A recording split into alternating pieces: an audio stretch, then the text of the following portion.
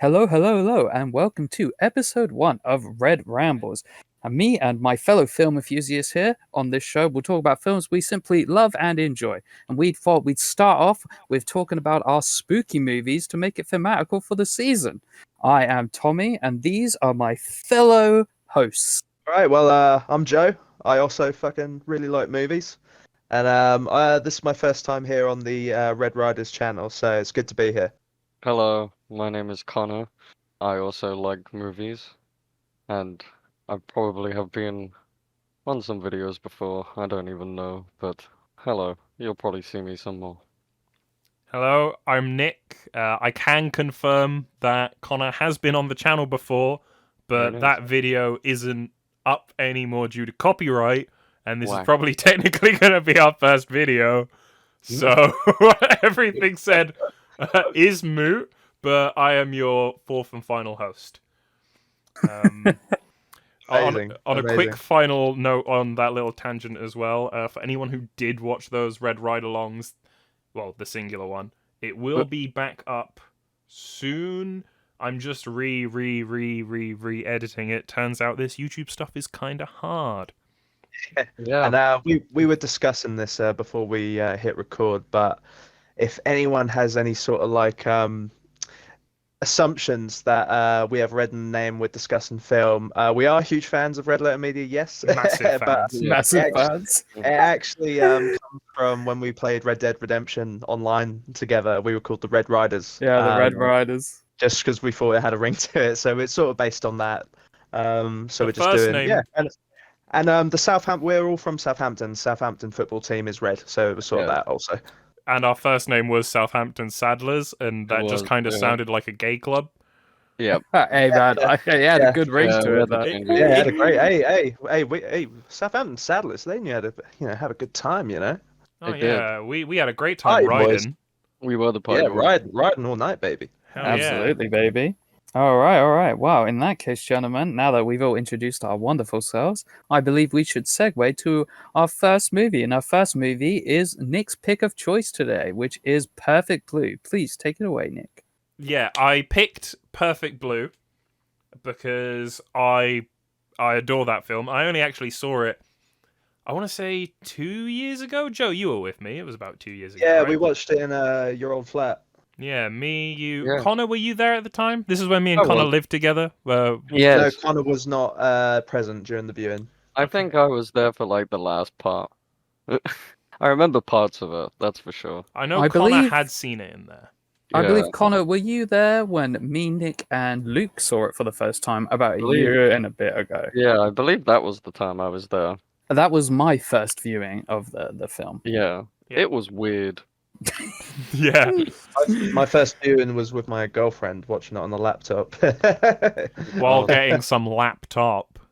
Hey, Oh, hey. jeez. Congratulations, Joe. We've just lost half of our audience because you Yeah. mentioned you have Yeah, a because girlfriend. of Nick's amazing humor. Yes. Nick, please continue in explaining the film. So, Perfect Blue is... Okay, how do I put this? It's not... It's blue. It's perfectly blue. It fits in the horror film genre. But I would definitely say, as a pretense for some people who may not agree with it as a horror pick, it is more of a psychological film and a thriller film. But to that I say, Absolutely, it's a psychological horror. Go fuck yourself. That's exactly Yeah. it, buddy. I agree. Yeah. Fully Um, agree. Hey, it There's, scares you, and that's all it needs to do. The thing is, Perfect Blue deals with more like the horrors of reality than anything. Yeah. It And deals let's be with... honest, like all of us That's can be what makes scared it of ghouls scary. and monsters and zombies at the end of the Yeah. day, but it's what can really hurt us as people. Yeah, That- no, Very absolutely. terrifying. It's funny. Please go ahead, Tommy. I was going to say it's funny you mentioned that because I think like one thing that a Perfect Blue does immediately, which I think almost sets it apart from a bunch of other like animated stuff, is I love the shot where it's like on like a sliding door. It's like what you would stereotypically consider like the quintessential anime girl, right? But then the door slides, and then you see just like I guess what you would just say regular Japanese audiences. So it's like, even though it's all an animated film, it's already playing with the fact that it isn't the conventional, that these designs and these characters are meant to like emulate like more real world people, and that alone really adds to the horror for the rest of the film. I think the fact that it immediately sets that kind of realism. And what It makes really works with that, in my opinion, is that even though it's got these really realistic elements, really realistic shots, really realistic framing, it could not be done well in live action. Because it uses the animation medium to play around with what you're seeing, how you're perceiving it, and how the characters perceive it. Yeah. Absolutely. No, yeah, I 100% agree. The think way it it was uses the unlikely. animation, especially like in the scenes where Mima is chasing herself, if you will, the Yeah. way like her fake self or her real self, depending on how you look at it, is like sort of like, how would you say, skipping along? You're right, like say She's almost skipping through flying. audience. Yeah, almost like Yeah. gliding. It's almost like gliding. I was gliding. about to say, indeed. I feel like the animation really kind of adds to that sort of element of it. Doing that in person, you probably would have had to do that with special effects, maybe, and that might have made it look a little bit off. I But with feel the like- animation, I think it helped tremendously. I feel like a lot of shots, if they tried to do this in live action, would just look real cheesy. Well, they did do this in live action, but we're not Oh. here to talk Oh. about that. Did they actually? Well, this is a book adaptation. Yeah, it is. It's a book adaptation. Not a lot of people know that. In fact, I actually don't know the name of the book. It's not called Perfect Blue. No, it's not. And it's, in fact, the book is actually only about a female celebrity who is stalked by a crazed killer. Yeah. And nothing more. Very so the filmmaker. Unfortunately, I don't know it. Can you guys help me with the director? Satoshi Kon. Yeah. Nice one. peace. Amazing. I am awful with remembering Japanese directors' names. Yeah. I only remember because you guys know Cowboy Bebop is my all-time favorite. I only remember his last name, Watanabe. To be fair, a lot of Japanese, like, they just refer to each other by like their surnames and stuff They like do that. indeed. It's quite They common. do indeed. Yeah. But in fact of that, but yeah, he'd not really read the book Oh, either. He just sort of he liked the premise and just thought, fuck it, I'll do my own thing with it. well, damn! Fucking In show's fact, great. he even said the title "Perfect Blue" doesn't really have any meaning. Like he just thought it fit. And it really does. It really does. Because like, I don't know, you could equate blue to so many different things, like so many different imagery that can relate to the mind. For example, Absolutely. like something being unraveled, the sky, the sea, The sheer emotion of it as well. Yeah, the emotion. Emotional side, Exactly. feeling sad. Nick, how would you describe Perfect Blue to someone who hasn't seen it?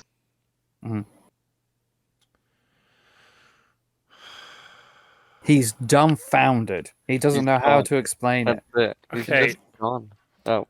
So the way I would explain it is a film about the horrors of idol culture in Japan, and also the horrors of going a little bit delulu. Yeah. A little To silly, really some may like, say. if I had to explain it really simply to someone who hadn't seen it, and someone who's probably giving me the shifty eye for watching anime in the first place, that's probably how I'd lay it down. Yeah, no, that's understandable. I'd also, to add on to that, I'd also say it's a film about like identity and sort of just figuring out who you really are and what you want to do, as opposed to how other people want you to do stuff, or however, like in the very beginning, before she even announces that she's moving to acting, there's the people in the crowd, right, who talk about, oh yeah. Yeah, they're like, oh yeah, she's moving to acting, and then one of the guys says like, oh, from like an agency standpoint, that it makes like sense. So it immediately sets like the precipice that it's not necessarily her who wants to do this, right? There's a very good chance that this is actually the agency that is like forcing her to do this, to try to like have a more lucrative career, because obviously that does better for her. I think it's a bit 50-50. I think there is a want in her to do it, because she's absolutely. being told she's so brilliant and all her fans adore her. Yeah. So there's a bit of that ego inflation going on, where she's like, yeah, you know what, I should be a star. But I don't think she would have initially really gotten to that thought because her fans don't want her to do that. Like you said, her agency kind of pushed at her. But even then, it's like a mix because unfortunately, I can't remember both the characters' names. I'm really not good with Japanese names. Rumi? Rumi's her Rumi, agent. yeah. Rumi's Rumi the is the agent. crazy one. She really wants her Mima. She really wants Mima to stay as the idol Mima, whereas her more sleazy other agent, because they work under an agency, he's pushing her to get into these movie roles and pushing her in these movie roles to really do to take inspiration from a scene that happens later on in the movie. And I hope this doesn't absolutely ruin things on YouTube. In fact, I'll put it gently. They R-word her persona, and this is shown very literally in the film when she plays through, first of all, a fake R-word scene, which is one of the most uncomfortable things I've ever seen. Yes. Yeah. It just Oh doesn't yes, end. absolutely. Especially because me and you, we're watching it in cinema. We had the fortune of being able to watch it in cinema, didn't we? Just a And couple of weeks watching ago. that, yeah, literally just a Oh couple of weeks ago, me and Nick God. got the pleasure of watching it in cinema. And when it got to that scene in particular, like watching it before was disturbing, but we spoke about this afterwards. When you watch it in that kind of environment, when you have like dozens of other people feeling that same sort of disgust, it really adds to the elevation and I Awkward. remember so vividly watching Nick's first time reaction to that scene. Yeah. And yeah, you guys all know like Nick's concerned face, like, yeah, like yeah. the wide, like you can't see his eyelids at all. But it's talking I about get like that's bug eyes; they bulge out. Yeah, They but really that first time do. seeing that scene, I was horrified, I absolutely couldn't horrified. stop squirming. I felt really voyeuristic, and by the end of the film, I wanted to be sick. well, Yeah. it's funny you Yeah. say that because that's what I was wanted to also touch upon was this element of voyeurism in the film. How through a lot of shots and cinematography within the film, we see Mima through screens essentially, whether it's a computer screen or it's a camera or a television, or it's even like how in some shots how she's positioned, maybe like there's a person in front of her or whatnot. It's always kind of like we're looking at her almost like we're the stalker character in a way, aren't we? How we're all sort of just getting these really deep and personal insights to Mima, but it's always at this kind of like this distance, and it's just it's super unsettling. It also kind of like it kind of puts you in the same position as also like the agency people, right? Because they're all just watching her and doing all these like horrific things just because from their standpoint it's to elevate her career, which does good for business, which is good for them. It's just it's a very unsettling aspect where you feel like you're just constantly watching Mima from this very personal point of view. It also please go on. You can argue that that can relate to the public perception of celebrities in general. Oh yeah. Because much like Rumi can represent that public standpoint, because she's heartbroken by what her perception of Mima has become. Yes, absolutely. She's seen her be broken down into virtually nothing. Of course, like her mind is clearly represented by her apartment. Mima's room. Mima's room. Yeah, Mima's room. Exactly. Mima's room specifically. Where her room is just absolutely just a complete pigsty. And it gets by the end of the worse. film. Yeah, gets worse and worse. Because she is just, of course, she's by the end of the film, she no longer cares. Yeah. She's broken, absolutely broken. Well, she doesn't even know if she's herself really by the end of the Exactly. film. Yeah, And we never really know if she's in her room. I mean, Yeah, it's funny you that's say that horrifying. because before the climax, when Mima has a bit of a breakdown, when Rumi takes her away, she doesn't actually say take her home. What does she say? She actually says, let's go to Mima's room, which already puts like this indication where it's like, okay, now we're actually going for the more metaphorical to the actual external, like actual in-world worries of the film. Like, oh shit, what does Rumi mean by her saying let's go to Mima's room? And Let's Rumi not go meant to... exactly that. That She fucking meant exactly bitch. that. What it's like. I guess it goes without warning to say to anyone, but massive spoiler warnings for every single film For we are every film, talking yes. Yeah, about. we're discussing yes, these yes. movies. We are Yes, we discussing are, these yeah. movies in length. So maybe we should have said this earlier, but too Probably. This is bad, the first buddy. episode. This is the first episode. We're allowed. We're I'm not allowed, gonna you know, lie, shake if you're things up. watching a video about 4 guys talking about 4 different movies and actually having a discussion about them and you don't want spoilers, You're watching the wrong video. what the pal. fuck? Yeah. Why are you Yeah, watching a like- discussion video? These movies have been out for a while. Like Train to Busan is probably the newest movie out of the It is bunch. of them. 2016. That is Yeah. 2016, I But believe. Connor, to counter argue you there, the great Tom Savini once said, "No film is old if you haven't seen it." Oh, absolutely love That's that true. quote. I actually good. That's a great quote to bring up. That is a great quote to bring up. That should be our tagline, to be honest, because that's such a True good that. saying. That's Yeah, that is Any great, any man. movie is new if you haven't seen it. But anyway, Well, back to Perfect Blue, can I gentlemen. quickly say something? Absolutely. Connor, Yes, you haven't even seen The Shining yet. I know. yeah. We should also But say, that's why I'm ladies- not mad if I get spoiled about it. yeah, we should maybe say, people of the universe here, that one of our fellow hosts has not actually seen one of the movies Right. we are talking about. I'm a movie He has talker. watched the Treehouse of Horror parody on The Simpsons, have. so that's So close he's enough. basically watched it. I've seen that like watched it. one scene in Ready Player One as well, where they recreate it. So like, I basically know the All movie. of Ready Player One. Hey, I watched it in the cinema. Hey. It was okay. In That's- the cinema, yes. you paid to go see it. You said that maybe- like it was defense. Yeah, you said that like it was something proud. All right, It wasn't that bad. now let's go back to talking about good movies again. Yeah, I agree. Back to Perfect Blue. One thing I want to touch upon, which we haven't, is the Stalker itself, Yes. gentlemen. What does Nick? You probably might know. What does he fucking call name? himself? What does he call himself? Ah, it was. it's it's like his username. Mima or something like that. It's basically like it's incorporating her name in an interesting way. Yeah. I'm not gonna lie, my fellow hosts and lovely audience members. I'm googling this right now. Yeah, so am I. Pull it up, Jimmy. Yeah, so I would say ignore the pause, but I'm probably gonna cut to when we find it. That's fine. That's absolutely Yeah. fine.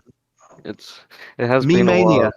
Me Mania. That's Yes. it. Mania. Oh man. It has been a while Me-mania. since I've also watched Perfect Blue, so Last time I watched it was recently. I don't remember when. I've seen it once and only once, and that was when the time when Nick referenced. It was my second viewing when we went to the cinema to see it a few weeks ago, and it was incredible seeing it in the cinema. Yeah, I do wish I could have gone to that viewing. Unfortunately, well, not unfortunately. I was on Well, holiday having a great time. But They might be playing Tokyo Godfathers at some point at that same Hell yeah. cinema. Great and movie. So we we're should talk about that one for the Christmas episode. to be honest, Literally, I've already said that. Not We in did. this video, in the In- chat for yeah, this the video chat that for the a audience future can't Christmas see. episode. Yeah. But Yeah. stay Possibly tuned, this ladies and future gentlemen. Christmas Yeah. episode. Yeah, stay tuned, ladies and gentlemen, for a possible Alright. future Christmas. But back to Perfect Blue. Yeah, back to notes. Me Mania, our stalker, it's weird, isn't it? Because He's a fucking creep. he's a creep, and Yeah. for a large portion of the film, Disgusting.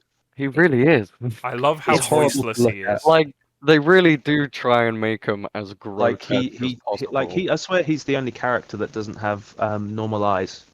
he Yeah. doesn't. In fact, that is what, in my opinion, helps make him so disturbing. Because, like, Exactly. going back to what I said earlier about how Perfect Blue, despite being an anime film, very much creates this sense of realism. He is the only character that is so distinctively different, and for him to be so different, I think really adds to just the disturbing nature of him. Copied with one of the first, if we talk about his introduction, which that alone is creepy as hell. The 'Cause way he's obviously like he's- framing her in the palm of his hand. That shot, that is Yes, the exact shot I was going exactly. about. It's Exactly. literally like that is She's his. his. Exactly, she is his, and that that, like the idol in her hands, that is his image of her, right? He Like has that is how meme he's mania, exactly. He has meme mania. which Exactly. meme mania is meme with Ania at the Inia. It really is. It's funny though, isn't it? Because he is not the central threat in the movie, really. If anything, he is just a Ooh, he's like a ghoul. He's like he's kind of just really being manipulated, isn't he? Because Rumi's the That's- one that messages him no, and puts all exactly. the ideas into his head. Like, don't get me wrong, his character also like emphasizes the sort of like the idea of like people on the internet sort of like creating these like relationships with like celebrities and stuff like that. But yeah, he is very much just like being manipulated. He is kind of like he is more of a representation of these fears really than being the actual direct evil in this, even though obviously he is a evil person. Really But is. yeah, he is just being manipulated by Rumi, of course. But it's funny because he's being manipulated by Rumi, but Rumi is manipulating him as Mima. Yeah. And she believes she's Mima. I mean, yeah, obviously going to the ending. She wants to live vicariously through her. Hmm. Oh yeah, And yeah, when she no, can't she do does. that, she just tries to take over. So yeah. Isn't mean- it? I'm sorry, as it's been a while since I watched it. Isn't it said that she once tried to have an idol career? She was a pop idol. Yeah. Exactly that. She was a pop of course, idol. she's fat. She's old. She's a reject of the industry. Yeah. She and lives so to see this vicariously. beautiful, pure girl be broken down in front of her, it drives her absolutely insane to the Yeah, point 'cause where she wants to physically be her. Because Yeah. it's not Mima herself she cares about. It's like this image of Mima as a pop idol and the sort of like status and yeah, like I said, the overall image that she has of that. Because obviously she doesn't care about Mima's like mental deterioration throughout the But yeah, film. because she's I mean she's adding to it. She's adding to it. Because she's already Exactly, lost she's- everything going on up there. I mean, obviously, it goes to the point as well how throughout a lot of this film, it plays with the psychology of how she is Mima, but she or wants to be Mima, but it also plays with Mima herself not knowing if it's really her or not. Obviously, that plays a lot into the deaths of certain characters in the movie, and Mima coming into questioning whether or not it was actually her, especially when she finds the evidence for such of these like the killings in her own room. It really, I Or mean, is it obviously, Mima's room? or is it Mima's room? It is Exactly. Mima's room. It really puts into perspective a lot of the other scenes in the film because you could say, what if some scenes weren't Mima? What if that's Rumi as Mima either? Like, Well, you could really look at it from like multiple different angles. What about when Mima plays with Cham again in around the middle of the film? Yeah, yeah, Was no. Rumi actually there for that? Yeah, no. Exactly. Was she there? Who knows, bro? Because knows? she says that at the end of the movie, Mima's getting like she's debuting as Mima that weekend. But we have seen that clip of everyone going crazy because Mima's back with Cham. Yes. Yeah, no, absolutely. Did they get someone else to like go on and lip sync? Was it Rumi doing it in like one way? What? Or was it just something that Mima herself was just so fucking mental? She saw that happening in her head. She saw this Yeah. world where Cham had Mima without her, and she saw Yeah. it as a full possibility because she's like, there is another Mima out there. I like that. That could be interpreted in so many ways. Absolutely. Absolutely. I mean, the whole story arc with Cham and the Pop Idol group, it's always in the background, like the actual Cham stuff itself, because it adds to how, like, when they become a duo, right? They actually point out in the movie itself, they become more successful, don't they? They get is it a top 100, top 80 hit song or something like that in the film, Nick? It's something like that, isn't it? They finally hit the charts once Yes. Mima is gone. Yeah. And then Yeah. that sort of like adds to the overall like was it really worth her leaving and trying to pursue this other thing? Was this like what you really wanted to do, you know? But obviously that can be interpreted is that would it be Mima thinking that, or is that Rumi as Mima thinking that? Because obviously for Rumi's character, whenever she sees this stuff and she sees how well they're doing, it just further sort of crushes her idea of Mima, of how look what you maybe could have had, but you've done this instead. Like how dare you? Like how dare you do this? Yeah, that's a The lot of culmination of all that horror and drama. One of the most jarring last 10 seconds of any movie I've ever seen in my life. The ending of this movie makes me crease up. what the Like, genuinely laugh because you've just had this horrible ordeal. She looks at the mirror and just has a 180 girl boss moment. And she says, She's like, I am me? Oh, yeah. it's because the nurses at the psych ward that Rumi's in, which she's gone to visit only after like 6 months to a year in story, which is crazy. If she like had good enough therapy that she was able to face her own fucking demons, aka Rumi, Yeah. that quick, incredible therapy, may I say. And then as she's walking out, the nurses are like, "Oh my god, is that her? No, that can't be the real her. Why would she be here?" And then, like you because said, she's a like, megastar. Yeah. yeah, and then she does the mirror thing, like you said. I am the real me. And then the Yeah. music hits. It's so funny though, isn't it? It's so funny, but it's almost like it's almost like this weird sort of happy ending. But I guess it can also be, I guess you could say to yourself, is that also up for interpretation? Like, is that Mima saying that she's like the real her? Like, if she finally accepted herself? I think it is. She probably has. It's funny. I like to think it is. Yeah, you'd like to think it is because the movie is so messed up that you'd like to think it ends with a silver lining attached to it. But yeah, absolutely fantastic movie. Yeah, definitely one of the greatest animated films ever made. You could, if someone put this in their top 10 horror films, I really wouldn't be against it. Yeah, no, absolutely. Yeah, just an achievement in not only animated filmmaking, but just an achievement in filmmaking. Filmmaking in Great film. general. And going back to what Nick said before, how some people may say that it's more of like a psychological thriller. It doesn't matter what you say, buddy, right? Because it is the imagery, the tension, the themes, everything about this movie is so fucking scary. Do you know what I mean? Yes. Like the sheer thought, the disturbingness that puts you on edge. We actually haven't talked about the soundtrack either. The soundtrack actually does an amazing job of keeping things incredibly tense and just disturbing. The music that plays in the club in the scene where she's filming the scene. It's incredibly intense. The music that plays whilst Mima is chasing Mima.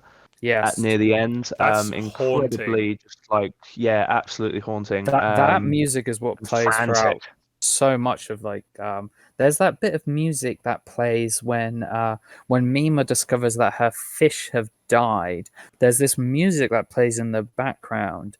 I don't really know how to describe it, but it's like it plays at multiple moments throughout the movie. And the only way I can really describe it is it's almost haunting in a way of how it sounds, right? Like it just really adds to it. It's just oh god, the film, thinking about the film almost sends shivers down my spine. Which is just because that's the sign that it's done its job. it's a sign of truly good like filmmaking right there. Like within that genre anyway. the like, rest of. Sorry. Oh, No, I wasn't going to say anything. Sorry. So, at this point, we're just gushing over the film, to be honest. but I mean, that's all we're here to do. We're just here to discuss it. If we're That's gonna gush, all we're we're gonna here. gush. At the end of the day, us here, we're guys who we love films, right? Exactly. And we're just talking about the films we love, and we what I absolutely. Oh no! Please carry on. Sorry. Yeah. What I did want to say was the soundtrack. Just before we veer away from the soundtrack discussion, is completely juxtaposed by the film starting with that Cham song, which is a fucking banger. Really It is a catchy banger. track. Really catchy. It's very catchy track. Well, One it's thing, just like that episode of Star Trek. one No, thing. we It's gotta funny beat you the red say letter that. media allegations now. Oh no! no. It's annoying as well because Tommy here is a genuine huge Star Trek fan, and in the middle of our talking real life about it. discussions, I have he one will- tattoo, he and it's a will- Star Trek tattoo. yeah, And Don't when get me we started, like, boys. he Don't is get our me- Rich Evans. It really is. We could Rich be having Evans, call me. we could be Call me. having a conversation about anything, and suddenly it would burst Tommy into a 4-hour description of one episode of Star Trek. So that's somehow longer than the episode itself. It's just me. We now know that Enterprise and Next Generation, sort of coexist. So Yeah. Yeah. Uh, going back to the Perfect Blue soundtrack, Yeah. I'm really glad you brought up the Charm song, Nick, because one thing I noticed when we first watched it, and this goes back to my film studies days, is the music that plays in the Charm, unlike the rest of the music, that song is diegetic. And what I mean by that is it's within the film itself. Yes. It's almost like the film is like telling us that this isn't, it's not the main like point of the movie, right? It's diegetic. You can hear people talking over them singing. You can hear background noises and stuff like that. It's almost like the film's immediately telling you that this itself is not the focal point. That her being, and obviously like when they're performing the song or whatnot. Again, going back to the bit we were talking earlier, like when they're talking about how she's going back to like, oh, the agency is going to make her go to acting and stuff like that. Whereas a lot of the other music that we spoke talking about, like the music in the chase scene towards the end, all of that is non-diegetic. That's just for the audience to hear. That doesn't exist within the film, in the world of the film itself, which kind of like shows how like the pop music that was a part of like Mima's real world, if you will, but ominous that's a great music. analogy. Yeah, but the ominous music that we hear as an audience, that is the true music of the film. That is the music that is so self-reflective of the things that we see, and more importantly, the feelings we have, which is mostly disgust. And oh my god, I mean that's most of my feelings, but that's not a bad thing to the people out there. It's disgust in its most beautiful format. That's the only way I can really say that. I think we can all agree to that. Yeah, the film itself is stunning. It's beautiful. Any closing thoughts from you guys? Oh yeah, any last thoughts, gentlemen, about Perfect Blue? Nick, it was your film of choice. So... Yeah, I was gonna say, I think I'll wrap this up. Perfect Blue is a wonderful movie with many, many moving elements that bring it together in such a way that really let you connect with the main character. One thing that I want to end it on is as well that a lot of people can connect with it in different ways, whether or not you've maybe had a mental break, not on that level, but something similar, or maybe I was speaking to one of my friends she was telling me that she can, in a way, relate to the main character in the fact of having that innocence lost growing up through puberty and finding out the real world. Like, even though Mima finds it in these movies and TV shows she's trying to do, I think it's just the TV series she's in, but she's trying to do movies. Yeah. That kind of, she goes from an innocent pop idol, because in Japan their whole thing there is about like innocence and all that, like pop idols aren't allowed girlfriends. It's a horrific thing. Yeah.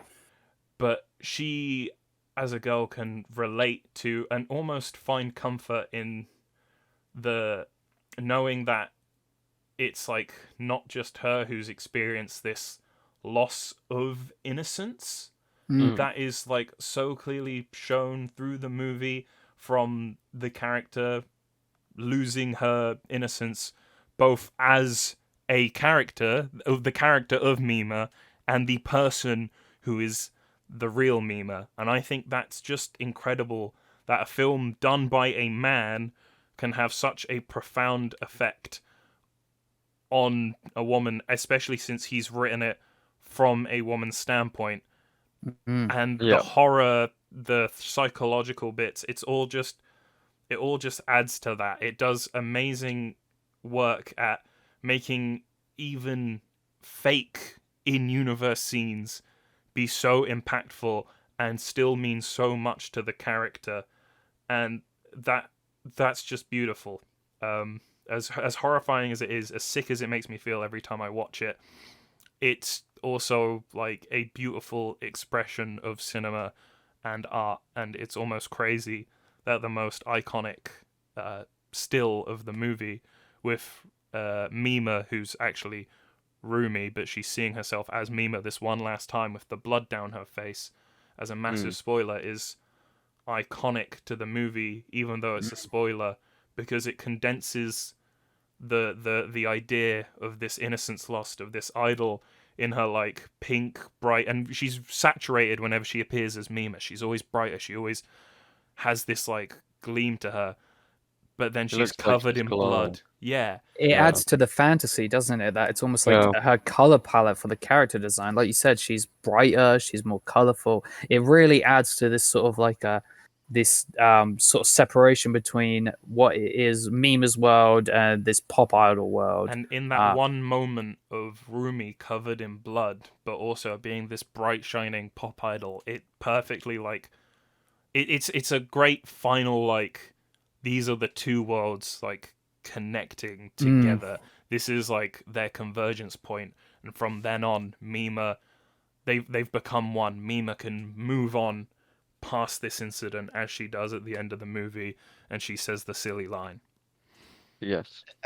That's beautiful. That is I'm glad you mentioned all of that stuff, Nick. It was a very beautiful way to wrap that up, and I very well put.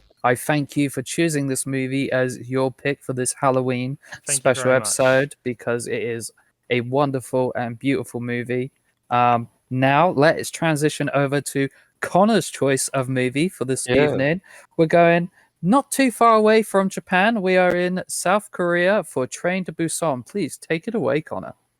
Yeah, so Train to Busan, it's a surprisingly emotional, action-packed, but yet fully intriguing, story-driven zombie movie. It's hard to explain. There's a lot of intense scenes. There's a lot of stealth scenes. There's also very slow. Scenes. There are very intense stealth scenes as well. Literally, this film had me on the edge of my seat. I was really surprised, pleasantly surprised. In fact, I watched it for the first time today. Yes, earlier today. I was going to say we should point out for you, Joe had only just seen this today, and Connor and Nick, I believe you guys hadn't seen this film before a day or two ago, I believe. I think we literally watched 3 it, days ago. we watched it Saturday, I think. I was absolutely blown away. I rewatched it was incredible. I rewatched it yesterday in preparation for this. It was my third viewing. Absolutely loved it as always. I'd put it in my top 3 zombie movies for me personally. That is high praise. I would put this, Shaun of the Dead, and Joe, you'll like this. I'd actually put Day of the Dead up there too. I thoroughly enjoyed Day of the Dead. Mate, Day of the Dead was definitely in my top 3. That was such a fun movie. It makes me. I really need to check out more of Romero's zombie stuff. But let's not get too far away on a different tangent here. Yes. Connor, how about you just try to let's go with the plot. Explain the plot to Train to Busan.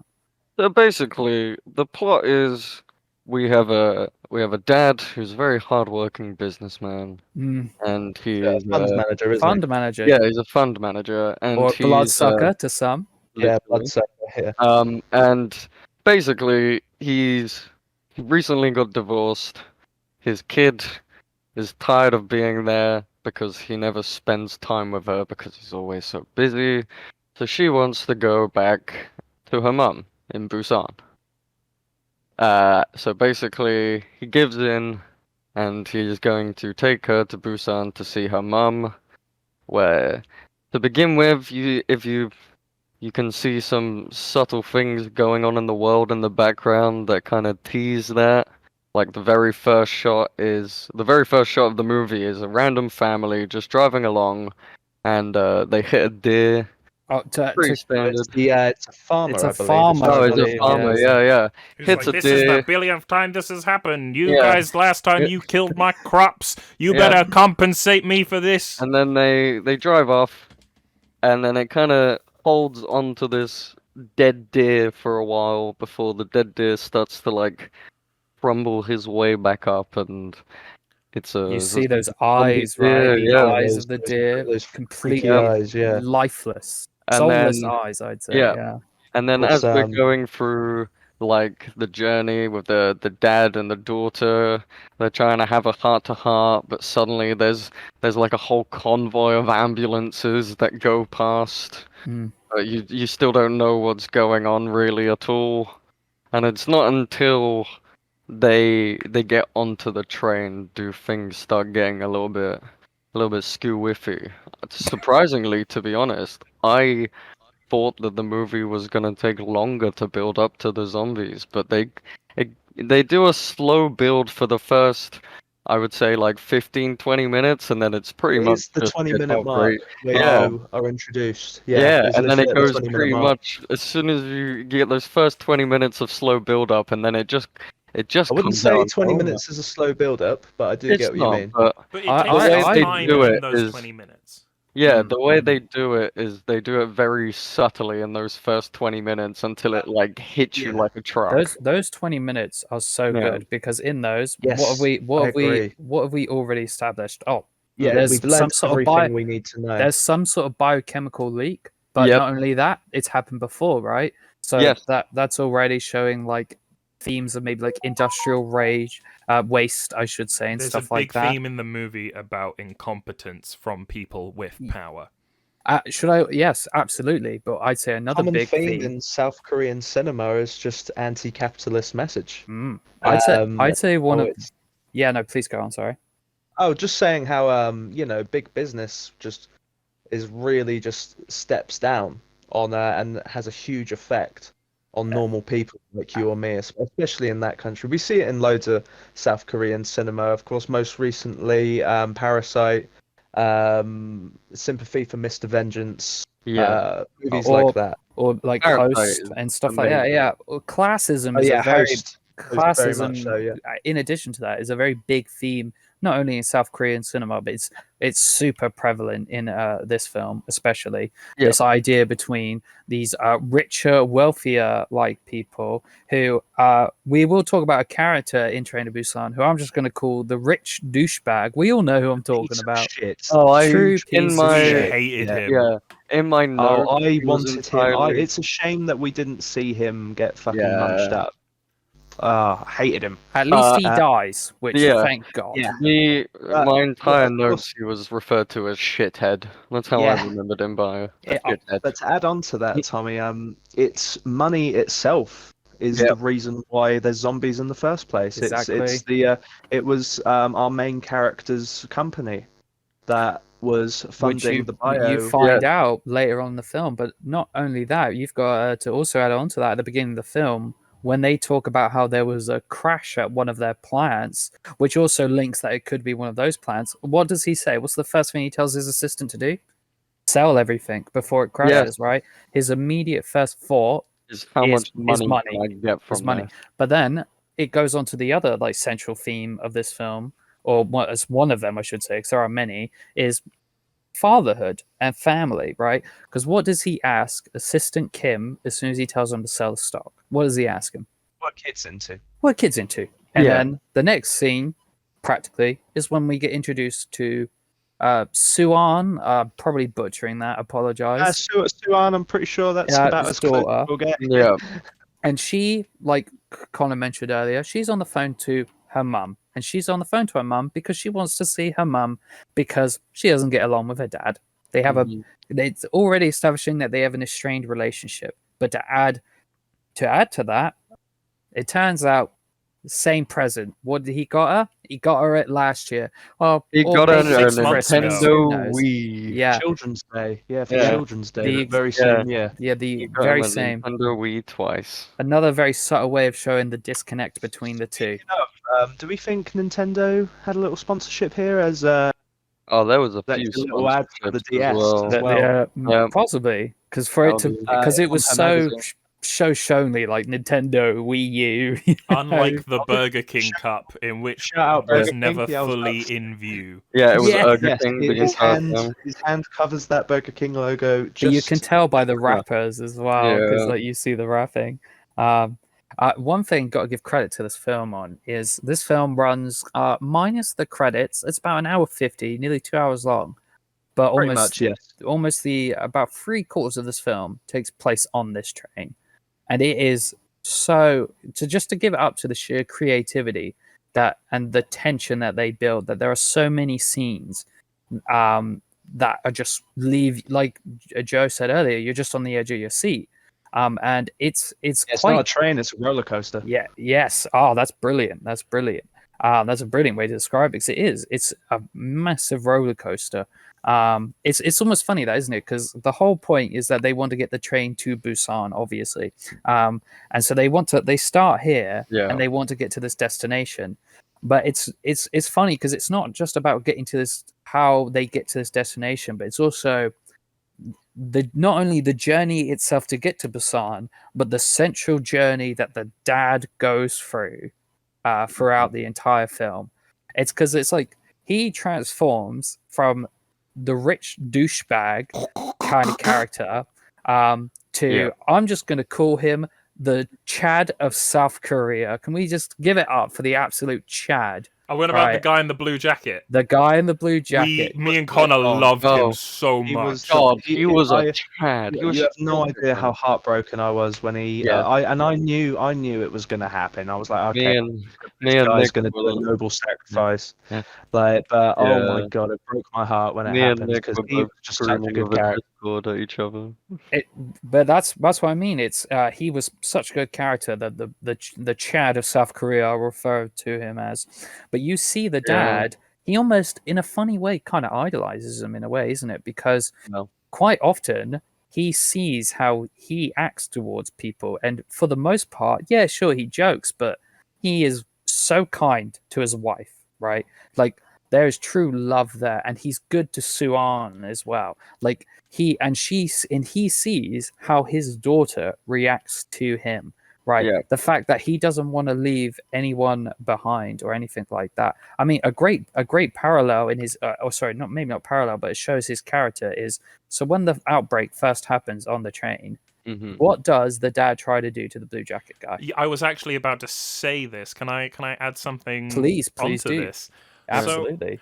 So, I wasn't going to quite go to the parallel point, so we can take it back to that. But I loved watching their relationship grow, very much like what happens with him and Suan, the dad and Suan. Watching the dad character and just Korean Mega Chad, watching them go from him initially almost killing him because he was being a selfish dick. Because that was, that's what he was. He's a fund manager, like Korean Chad said. He's a bloodsucker. Sorry to interrupt, but what's happening in that scene where he almost does kill him by trapping him? Who is shouting at him to shut the door? It's the rich doofus guy, isn't it? Yeah, the central. He almost COO acts like a devil on the company. shoulder in that scene, doesn't he? Yeah. Like, because he's literally screaming at him to shut the door. But yeah, please go on. I just wanted to add that on. I understand. Like that, I didn't even think about it that way. That's brilliant. And you watch their relationship build, and he goes from viewing the father as like a bloodsucker to influencing him to them almost becoming like it. It's almost like they become rivals at first. Yeah. To put it in a weird way, they're almost like rivals. They're two opposing ideologies having this like battle through their actions throughout the film. And Absolutely. as he sees him and as they see each other, they both kind of take little bits from each other in the moment. They take like the Chad guy, he understands that once things are down, they need to survive, but he's not going to be a dick about it. Yeah. Whereas the father learns to not be a fucking dick, full stop. And it all ends in a... Now that you've... To kind of actually get back to parallels, I wasn't even going to get to this like comparison per se. But as they like become better, it ends with him basically telling him to shut the door on him at the end of this like narrative arc. Where he's you look after my wife, I trust you now. These events, you have proven yourself to be more than the man I thought you were, and this time I need you to close this fucking door. Yeah, their relationship pretty much started with him shutting the door on him, and now it's also pretty much ending with him shutting the door on him. Well, another parallel I was going to go on to is, yes, it starts with him trying to shut the door on the blue jacket guy, But It's remember also his when they wife as arrive at well. that train station, what does the blue jacket guy do?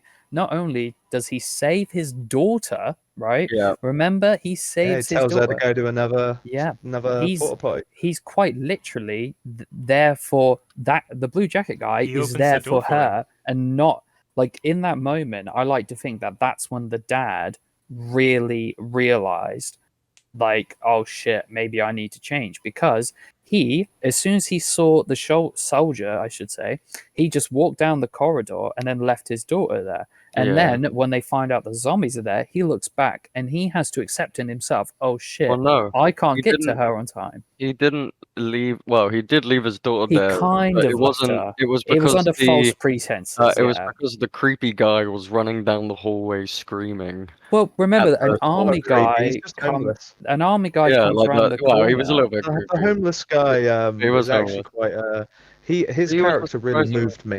That Yeah. character. Yes, I'm glad you mentioned that, because I do want to touch upon his character, because I Mhm. really want to delve deep on his character. But it's like, going back to that scene is the homeless guy, yeah, he goes into that scene and he sees the Yeah. soldier at the end of the corridor, right? So then Yeah. the soldier and then the dad go after the soldier dude, and he leaves Suan there because he just assumes that there's no danger. But then the zombies come out of nowhere, and then he sees a zombie about to get to Suan. Yes. He has to accept that he can't reach her. But then who comes out of nowhere? Chad The biggest Korean, Chad. dude. Absolute Biggest elbows. Chad. Can we also talk about the fact he fucking took on zombie hordes with his fists? Yeah, I was about to Yeah, say he that. Everyone had literally weapons, and he's slams like, that guy "I'm on gonna the ceiling of the train. You- He's Oh my just like God. Spoonie. Yeah. Yeah, literally. But like, what I think is Like, quite bro. funny about that scene, and the reason I use the word funny is because he saves his daughter, right? And then Mhm. who helps the guy? Who helps the rich guy, the homeless dude, right? But Yeah. Homeless guy saves him. what does he do just for the homeless guy saves him? He shoves the book in the zombie's mouth, right? You Yeah. could say he ate his own words, pal. Why you? But like Terrible. That was bad. But what I was really going to is the jacket guy. What does he do? He leaves the door open and he's shouting at him. It's that alone shows the difference in their character immediately. Yeah. Like, this guy, he looks out for people, and we have to take into a point. You remember when Suan tried to let the old lady sit down, and what Yeah. does her dad say to her? He says, "You You got have to look out for herself." yourself. And Yeah. she says one of the most heartbreaking lines in the entire movie. She says, "Sometimes Granny's knees ache," Yeah. Yeah, and the way yeah, she so sad. can we also give a shout out to that little girl's performance? Oh, 'Cause I she yeah, I she was know. kills She's it. incredible. She She's such a good actor. kills it. She I absolutely would say kills it. everyone. What about the fucking Yeah, even the I granny agree with with you an there, egg? Connor.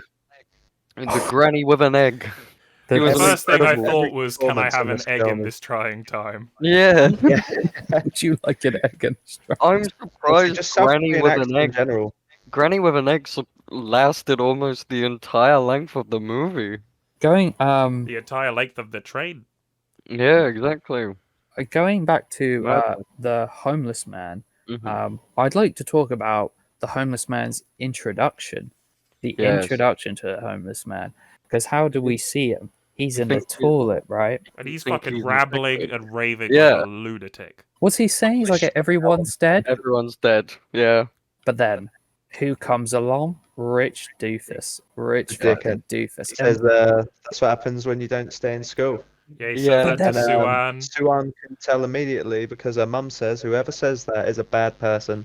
And he what said, does "Oh, he your say? mum You must learn have that this failed guy is a school. bad person. Yeah, Yeah. yeah. But he says it so Well, happily. And Because he's a that prick. Yeah. and What- that homeless guy is a hero in that Oh, film. absolutely. He hero. fucking is.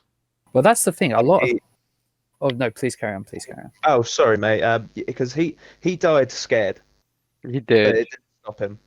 Yeah, that was Yeah. the best part because he was terrified of what was gonna happen, but he knows that Because if he's he human. didn't hold back, a child and a pregnant woman were also going to die.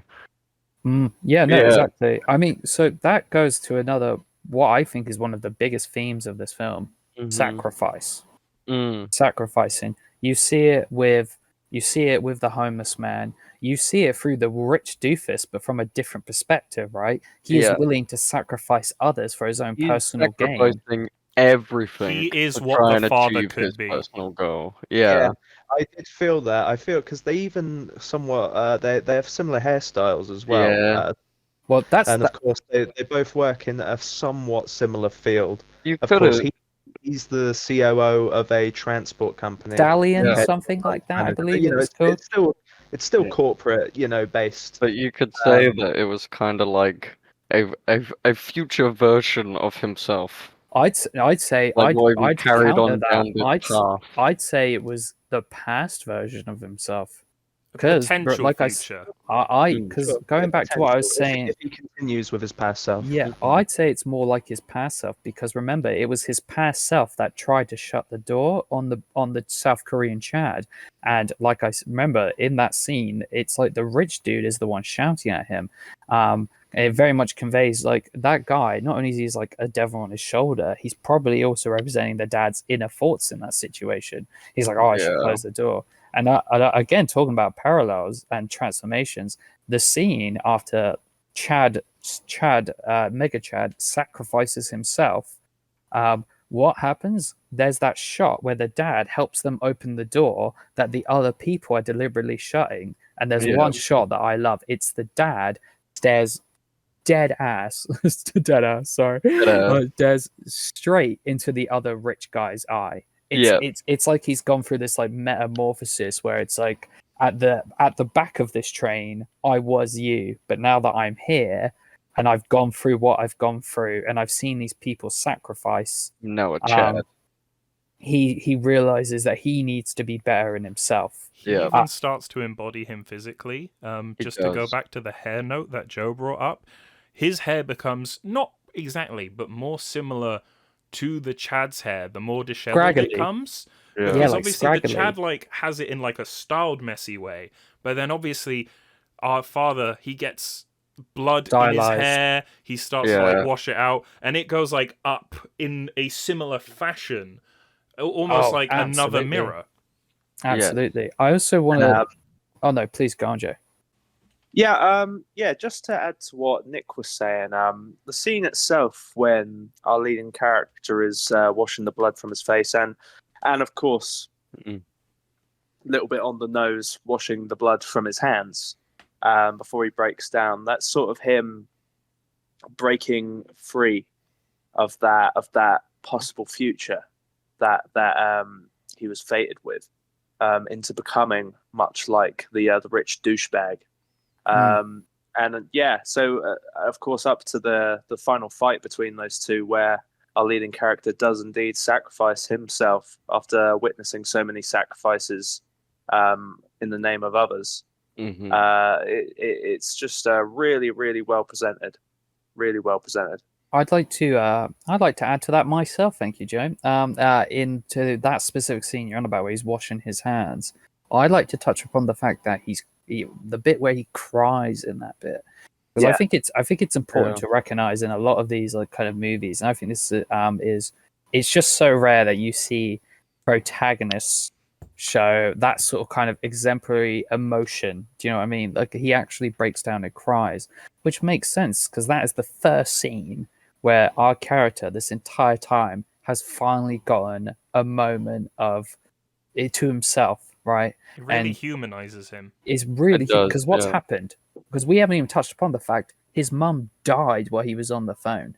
Yes. Remember that? God. Oh, I Yes. didn't. And he also- Oh. His And mum it's all his died. fault. Yeah. It's his fault. Yeah, his It is mum his fault. died. It's very much implied that it's his fault. He's watched He's so many crying people because of all died. this pain. He also all this thinks death that by the is time he because of gets his decisions. yes, and he But- also thinks by the time he gets to Busan, his ex-wife is already going to be Well, dead. remember, just before he cries, I'm pretty sure he tries to ring her, doesn't she? But she Yeah. doesn't answer, so it Yeah. implies that she probably got taken as well. Mhm. And his Yeah, daughter's it's like, "Oh, mum's phone's off." Yeah. it's another. It's funny how many like bits in this film take place in those like train bathrooms. Yeah. Yeah. but they They're- use they're- it so they're well. They spacious. do. They They are use It's spacious. a every place you part- can lock and not be seen. Yeah, but the oh, that's please what go they on, Connor. did. Sorry, yeah, No, that's what they did really well with this movie. Is most of the movie is set on a train, so they use every single part of the train that they can can Yes. physically The use. baggage. Yeah, shelves. even like when they're trying to crawl over the baggage shelves in the tunnels to not startle the zombies.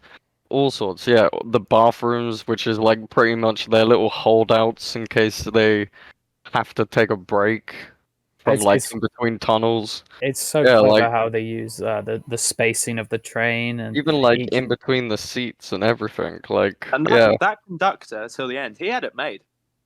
Oh, shout the Like, conductor! that guy was probably the safest person, like, going. You know He was what? a as good Yeah. well? guy too. He was a good he guy was a too. good guy. Yeah, He really did just Yeah, want no, everyone to be safe. when But he stops to save the rich guy, I was like, no, yeah. no, he's No. going to But betray you. He's going to do something. the thing about that rich guy as well is, with the train stuff, is you can see throughout the movie how more corrupted he gets because he has the rich shithead screaming in his Yeah. ear it's like constantly herd about what. mentality, isn't it? Yeah, Exactly, yeah, and then herd everyone, mentality. yeah.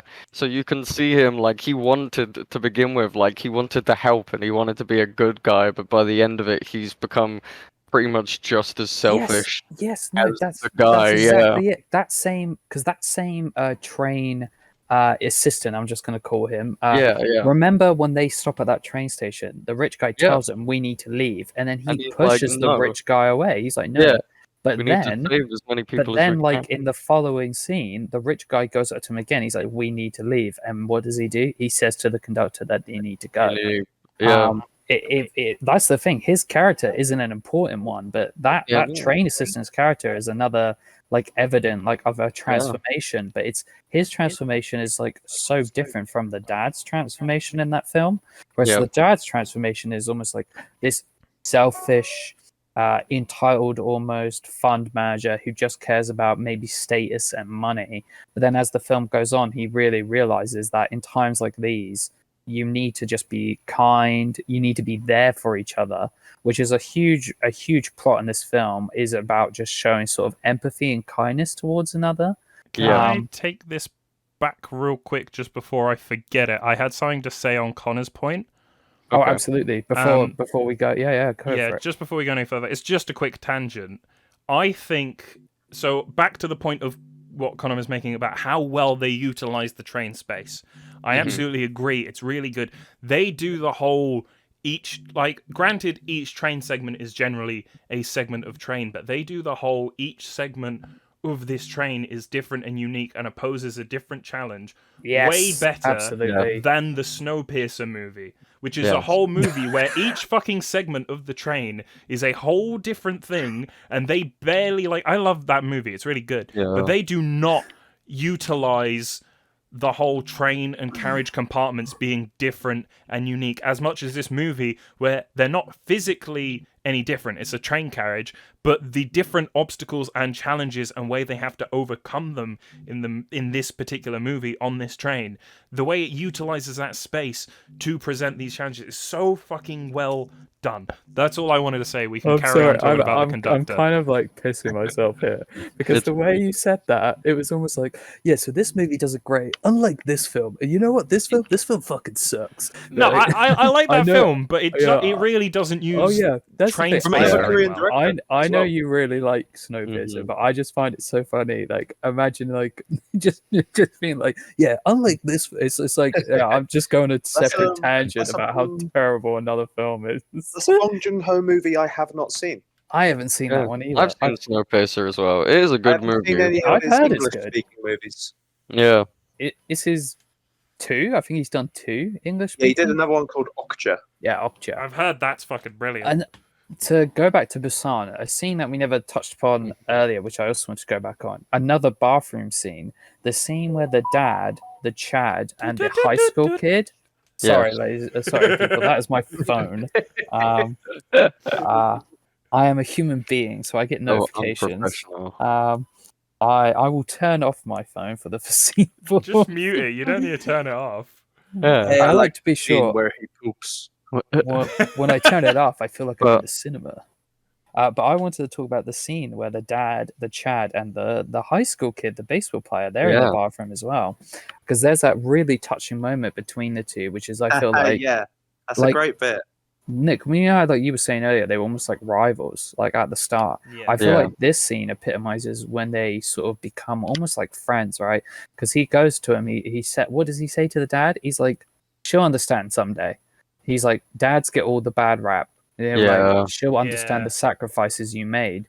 Once again, going with like this big theme of sacrificing, whether it's a rich dude sacrificing people for his own personal gain, or a fucking fund manager sacrificing companies for his own financial gain, or a homeless man sacrificing himself to save people, And or it's his like roundabout way of saying, you know what, you're right.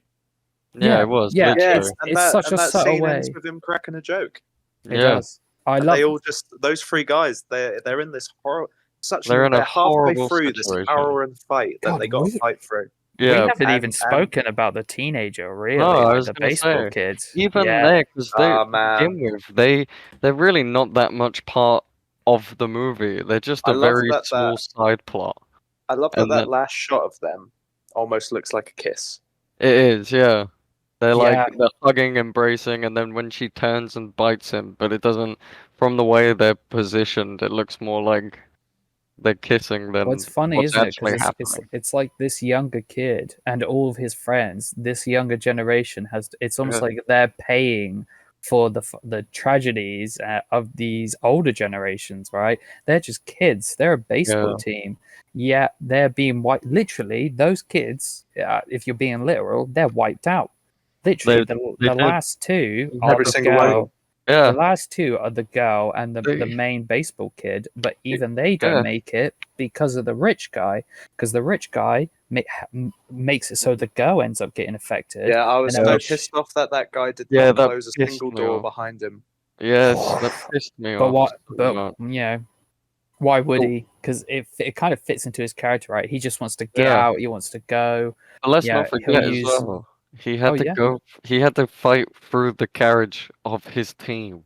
Yeah, Yeah, he had that's to fight oh my his god, like yes. friend. But who he couldn't have, at Well, first, could he? he couldn't do he it. was couldn't. so Yeah, he scared, couldn't. yeah. He couldn't bring himself to He do had it. to And see someone in peril. I love the Yeah. subtlety of the Like- subtlety of that scene because let's not. they, as soon as they see they can't do it, there's no words mentioned. They just pull him back and then they take Yeah, it on. They That's don't what even. I mean. They don't even. Thankfully, shout they're for help. saved by the tunnel. Yeah, Yeah. they're saved by the tunnel, which is a nice little interesting little bit of like inside movie, I guess, workings, because you find out Yeah, the zombies. rules. I suppose it's creating its own Yeah, rules. these zombies focus heavily on sight. They What do. they see, they see it, they eat it, which goes into. They I don't mean, we touched even, upon it like, earlier. see it, The though. They just see it, bite it, attack it a attack. bit, and then move on to something else that they see. I think it's because once it's dead, it's like very quickly Not tasty one of anymore. them. yeah, Get it You while don't it's want it- fresh. yeah, get Not it while it's fresh, fresh. exactly. Which but, that like, leads to one of the most one of my favorite scenes in the movie where they're all shuffling along the Yeah. shelf bit. I love that scene. I love that scene, especially when he Uh, uses the bag and then he throws the bag to distract the zombies and get them Yeah. on the other edge. The phone trick. the phone trick. The Yeah. phone Yeah, that was trick. great. That was Why do you have such a fantastic. tacky ringtone? Yeah. Yeah, that was good. He's, That- he's like, how do I change it? That's Yeah, in that's the se- joke in the bathroom. Yeah, that's Yeah. the joke in the bathroom. He's like, what? How do I change it? How do But, I love when how he keeps he- calling the teenager, "Fuck off, you little rat." Yeah. yeah. I love how he asks him, like, he's like, how tall are you? And the kid's like, 180 centimeters, and he tries to stand proud. yeah, yeah, yeah. Because that's that's something like a teenager would do. You know, they try to like big themselves up, and Yeah, he's that's 5'9".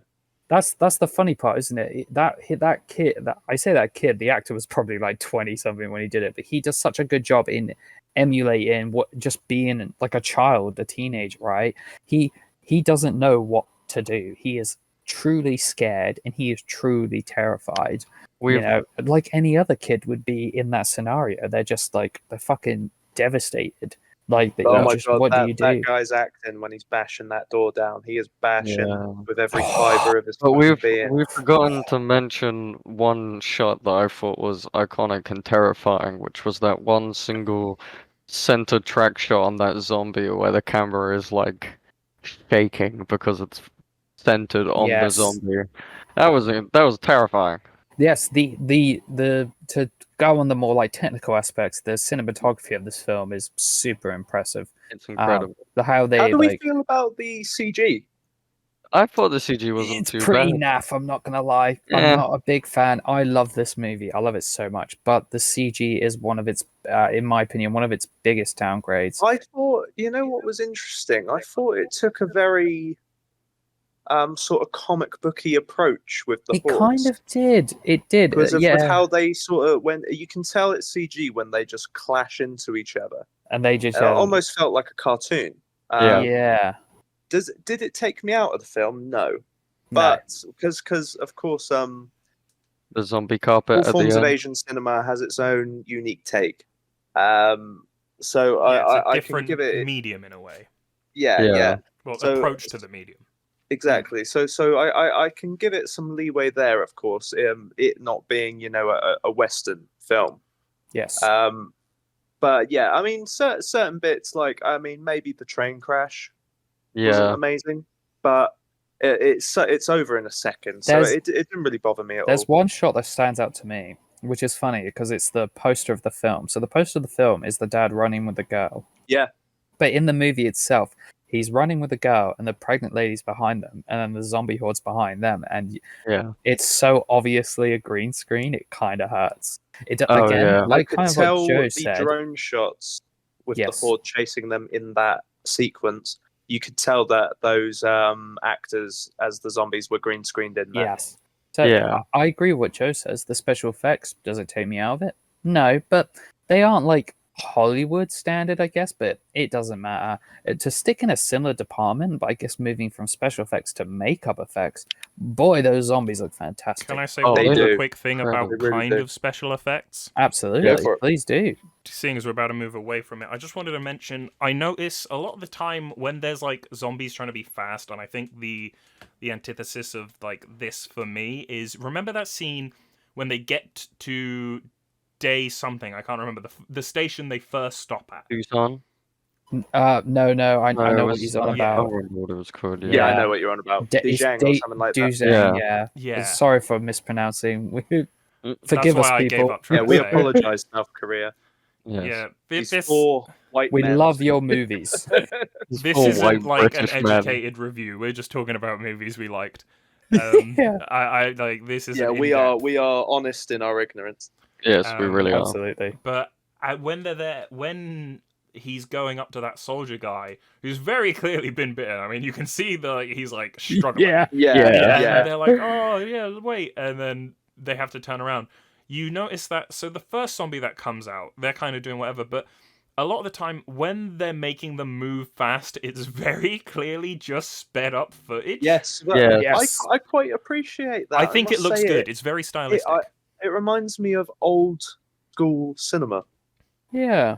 And Like, I that's think a it trick. gives them a very unnatural look with how quick they do move. Like, they just fucking, they throw themselves around at such speeds, and it's, honestly which unsettling. adds to how terrifying. Yeah, they are, that's what I right? mean. The way they contort and stuff, plus they're sped up, so it That's looks like they're one thing I want to constantly talk about was contorting and all.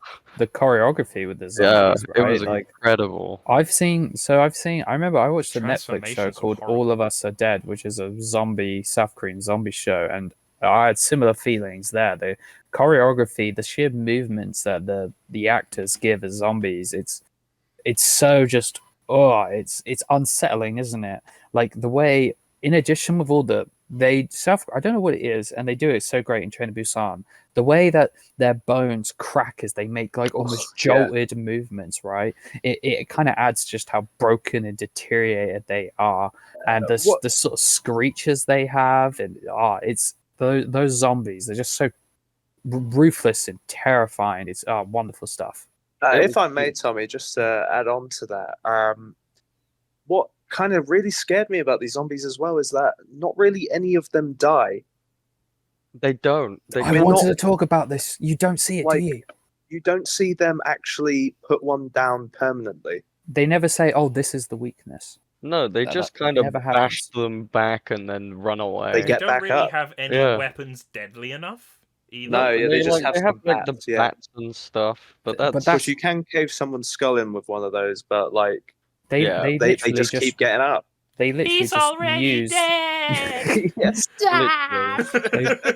they literally just use the surroundings that they have. Yeah. Well, they Whether only. it's Yeah. literally whether they tape their arms up, whether it's baseball bats or That was really whatever. imaginative.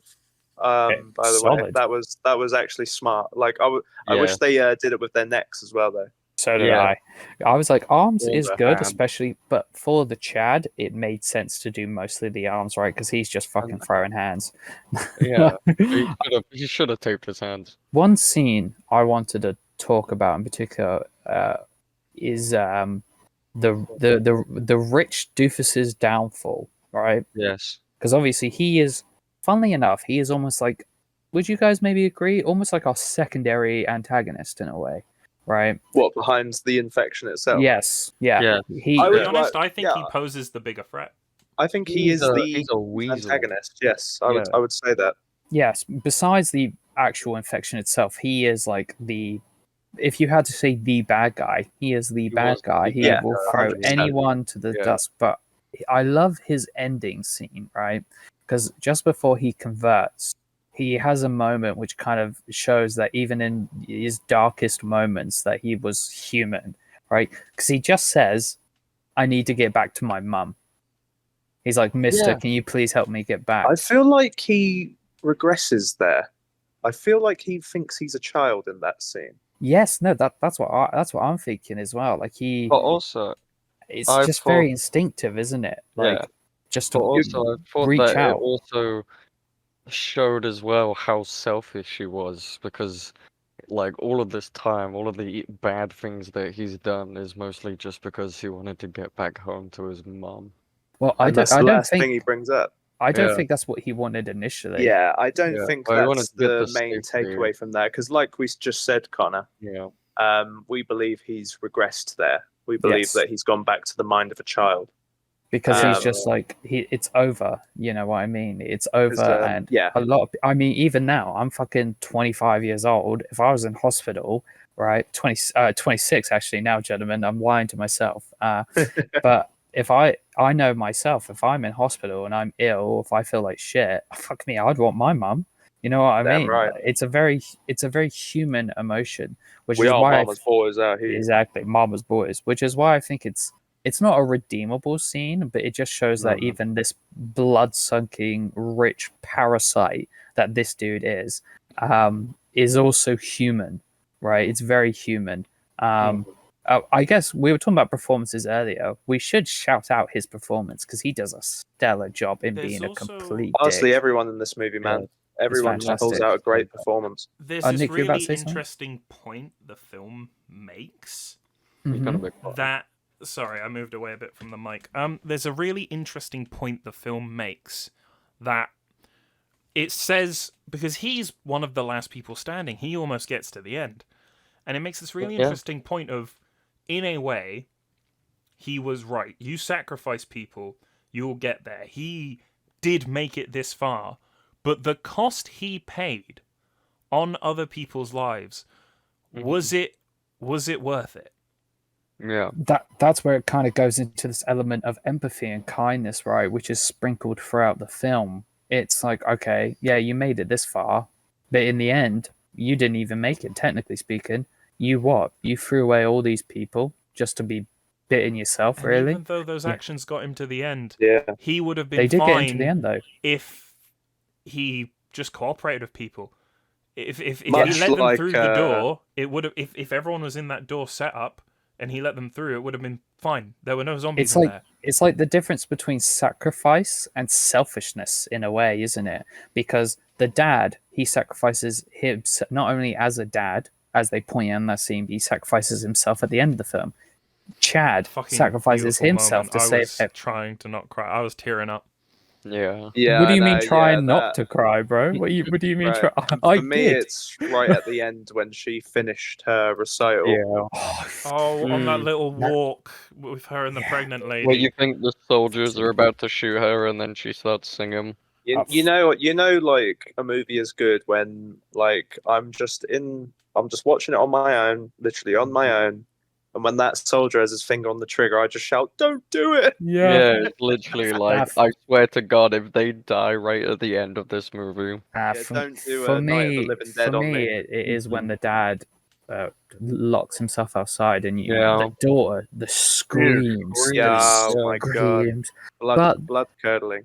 it's funny how Almost like Spider-Man's scream. yeah, In Spider-Man.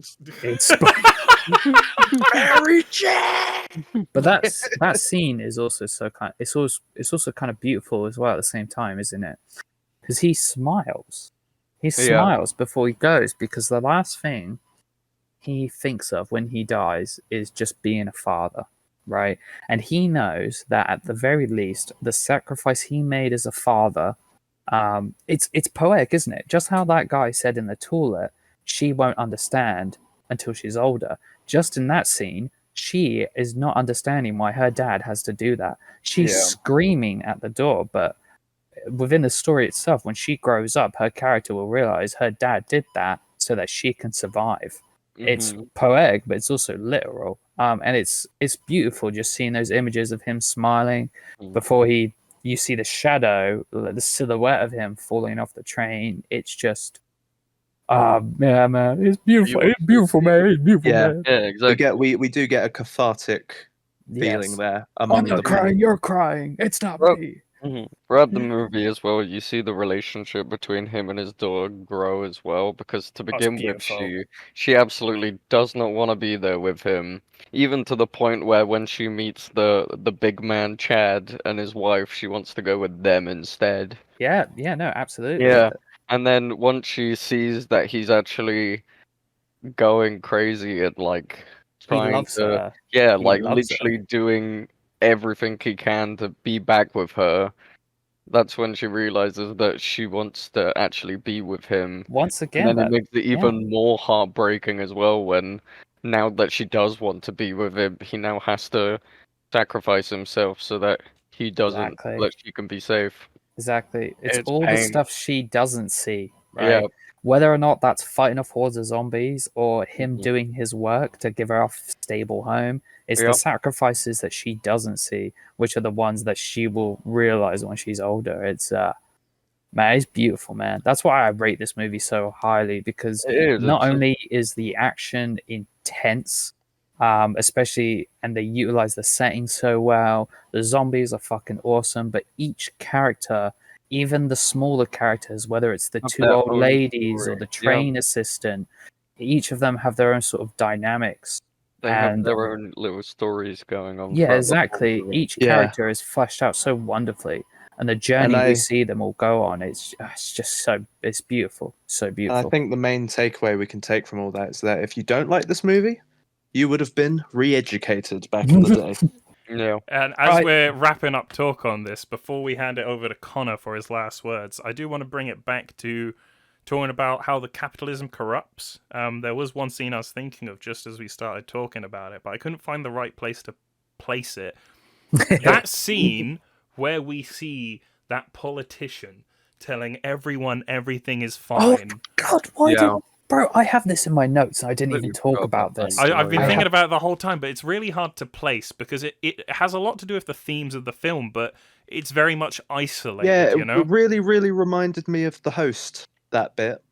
Yes, Because in Host, there's constant news articles that you see that tell them just complete lies based on what opposing is actually parallels, happening. isn't it? Yeah, Yeah, but that paint the USA in an extremely positive light. It's the people You in know, power with a lying. fake- Yeah, exactly, Well, exactly. in that Mhm. scene, Nick, that you're talking about, it juxtaposes what's happening on screen, isn't it? He's Yep. saying that no one is in jeopardy, but on screen we see cities and literally. buildings on Yeah. fire, and we've literally seen people be murdered. You know, so very much, very much like it is. The imagery contradicts what the government official in that scene is saying. Because everyone who's in it absolutely. can see that that's bullshit. Bro, you have no idea how happy I am you actually mentioned that scene, because that's in my notes. I just completely forgot to mention it. So I'm But there is a so lot to talk glad you. about. Well, that's the But- thing with these movies. We're obviously not going to be able to touch upon everything, because there's No. and the thing is, there's so many other ways. I mean, there's four of us here. But each of these films, people might come up with all sorts of interpretations to these films that we didn't even think of, which is the beauty of cinema, gentlemen. There's just so many different Indeed. ways. But yes, as it's It's a beautiful, beautiful thing. Beautiful But as- movie. But yes, Beautiful. Connor, any last words, final thoughts on Train to Busan? It's Train to Busan. But no. Basically, it's an incredibly I clap, but the Discord didn't surprisingly pick it up. nice. It's an incredibly surprisingly heartfelt, Very much. action-driven, beautifully casted horror movie. And I would definitely say it's probably definitely top 3 zombie movies now. I would agree to that. For Yeah, me, personally, I'd agree. I was talking to Nick about this earlier. Yeah. We aren't too sure what came out first, Shaun of the Dead or 28 Days Later, 20 Days 'Cause is they my both- fourth favorite. because those two came out around the same time, I believe. They did. Whichever one came out after the other, Train to Busan is the best zombie movie since one of those. Oh, Nice. that's that. I can Yeah. attest to that. Yeah, absolutely. I was honestly blown away by Train to Busan. Yeah, It's same been on here. my radar for a Of while. course, it's Yeah. one of those movies that's been recommended to me a lot, and you guys know how I Yeah. am. If that happens to me, I kind of am against it. I Yeah. think we Um, all get that, to be honest. So Yeah, I went in with actually fairly mid expectations, Yeah, I thought it and I'm really happy I did because Yeah. this it's a 4 out of 5 for me. Brilliant Yeah. movie. I would say it's a 4.5 out of It's a 5. 4.5 for me personally. Yeah. I don't remember From- what I gave it. I think I gave it a 4. You gave it a 4. This was my third viewing, and I cried for a third time. So Yeah. Those Korean movies, man, What I thought. Yeah, they honestly. just they make me cry. The My- only 2 Korean films I've seen is Parasite and this, and Oh, they have bro. both been absolutely fucking And bangers. we still need to watch Old Boy. you need to watch Yeah, more we so you need can be more more Old Boy depressed. as well. Yeah, God, you need to really watch are. Old Boy. Yeah, like Old Boy's Like, like there's some Korean Old movies, Boy's like the gateway drug, you could say, of Korean cinema. God, that is a depressing gateway drug. Yeah, but all God, well, Korean a lot of movies are depressing. Oh, fucking really depressing! Yeah, I say that all the ones But- we've watched are we've depressing. watched. Yeah. Well, we've Yeah, that's so we've true. only watched Mhm. Park Chan Wook movies and Bong Joon Ho movies, and they both seem to make incredibly depressing movies. Wow. Do we know the director's name for this movie? No. No, I actually did look this up. I completely But, forgot. I Oh, thought this Because movie... because Sorry, of go course the director's name is in Korean. Yon Fucking Sang Ho, I believe the director's name is. Young Sang Ho. The thing Good is, on you. I checked some of his other movies out just to peer over them, not to see them. And unfortunately, it seems like quite a few of his other stuff isn't very highly regarded. Obviously, he's subject, so maybe There is a we'd Train to enjoy them. Busan 2, yes, and apparently Yes. it's terrible, right? Yeah, Is there? which is funny because it's also by him. But obviously, who knows? There's other stuff that could happen in there. But yes, Train to Busan. He did an absolutely. animated prequel. Yes, he did. He Seoul- did, and I do Seoul want to see Station. that. We'll see. I do wanna see that. Pronounce it. But Yep. I thought this movie was going to be just a generic action zombie movie. Yeah, But it's definitely it not. just absolutely blew it out of the park. It It's was so layered. It's just It wonderful wasn't a stuff. train wreck, but this train left me wrecked. That is the perfect Nick time to likes move getting on. trained on him. Now it's Train to Busan. Now we will go over to the sexy man Joe for his pick of this evening, The Shining. Take it away, please, Joe. The shinning. You All don't right, want to be well- sued. Hey, Yeah. sorry, yeah, The Shinning. Urge to kill rising. Well, what can I say? The Shining is arguably, for me anyway, the scariest film ever made. And Connor, while you haven't seen it, you have already told us that, and you are correct when you say this, it is iconic in its imagery, in its setting, in its influence. The reason why I think it's the scariest film ever made, or at least in the discussion, us as humans naturally fear the unknown. Mm-hmm. The idea of a hotel being some sort of sentient being is scary enough, but it gets even scarier when you sort of try and figure out what are its motives. What does Absolutely. it want? And in saying that, we're gonna jump all the way to the scariest scene in the film, in my opinion, Oof. which is Straight, the final, straight. which Is is the this like final the shot. linchpin of your analysis? Yeah, and this is the final shot of the film, of Jack in the photo. That sends shivers down your spine. Yeah, Mhm. I have to point out myself, I hadn't seen this film before, like, Yeah, neither did until, Nick. yeah, me and Nick had not seen this film since the beginning of this month. I've seen several other Kubrick films, I just never got around to seeing this. Yeah, the day And after then we Joe was watched like, "We Casino in gotta do cinema. it." Yeah, I know, yeah. But yeah, no, that photo when it zooms in and then it gets closer and closer on your face, the implications and everything, yeah, it just sends shivers down your spine. So for me, the most important scene to support um, the ending photo is "You've Always Been the Caretaker." Um, the name of the spirit that utters these words to Jack, his name is Delbert Grady. He says that he's always been there. He says that Jack's always been there. Getting goosebumps just talking about it, honestly. Kubrick himself, and he doesn't usually do this, but Kubrick himself said that the final shot suggests the idea of reincarnation. And there's one of three heavy theories that people have. Well, two main theories. One is the absorption theory, and the second is the reincarnation theory. Of course, the reincarnation theory suggests that generation after generation, these people are born again, only to commit the horrible, horrible acts that took place at this haunted gateway to hell. That is the Overlook Hotel. This is suggested, of course, by the changing of the names. When Jack goes for his job interview, and the job interview, that itself has so much hidden stuff in there. I don't know if you guys noticed Jack's tie. It looks exactly like the hedge maze. Yes, I yeah. hadn't noticed. I Yeah, didn't notice it, but I remember you mentioning it. I believe after we watched the film, I didn't notice it at the time. That's yes, how it is with loads of Kubrick stuff films. like that. And when we watched it with Scott, even suggested that Scott brought up the idea of how the hotel has doors that shouldn't really lead anywhere. When Jack goes into the room where he's interviewed, there really should not be a window there. There really should not. It doesn't make sense. And we'll talk more about that later. But during the interview, I believe he says his name's Hank or Frank Grady, killed his family with an axe. And of course, these change. The name itself is changed to Delbert Grady. A lot of people originally assumed that this could have been an oversight, but we know with Kubrick, everything is intentional. Everything has a possible meaning.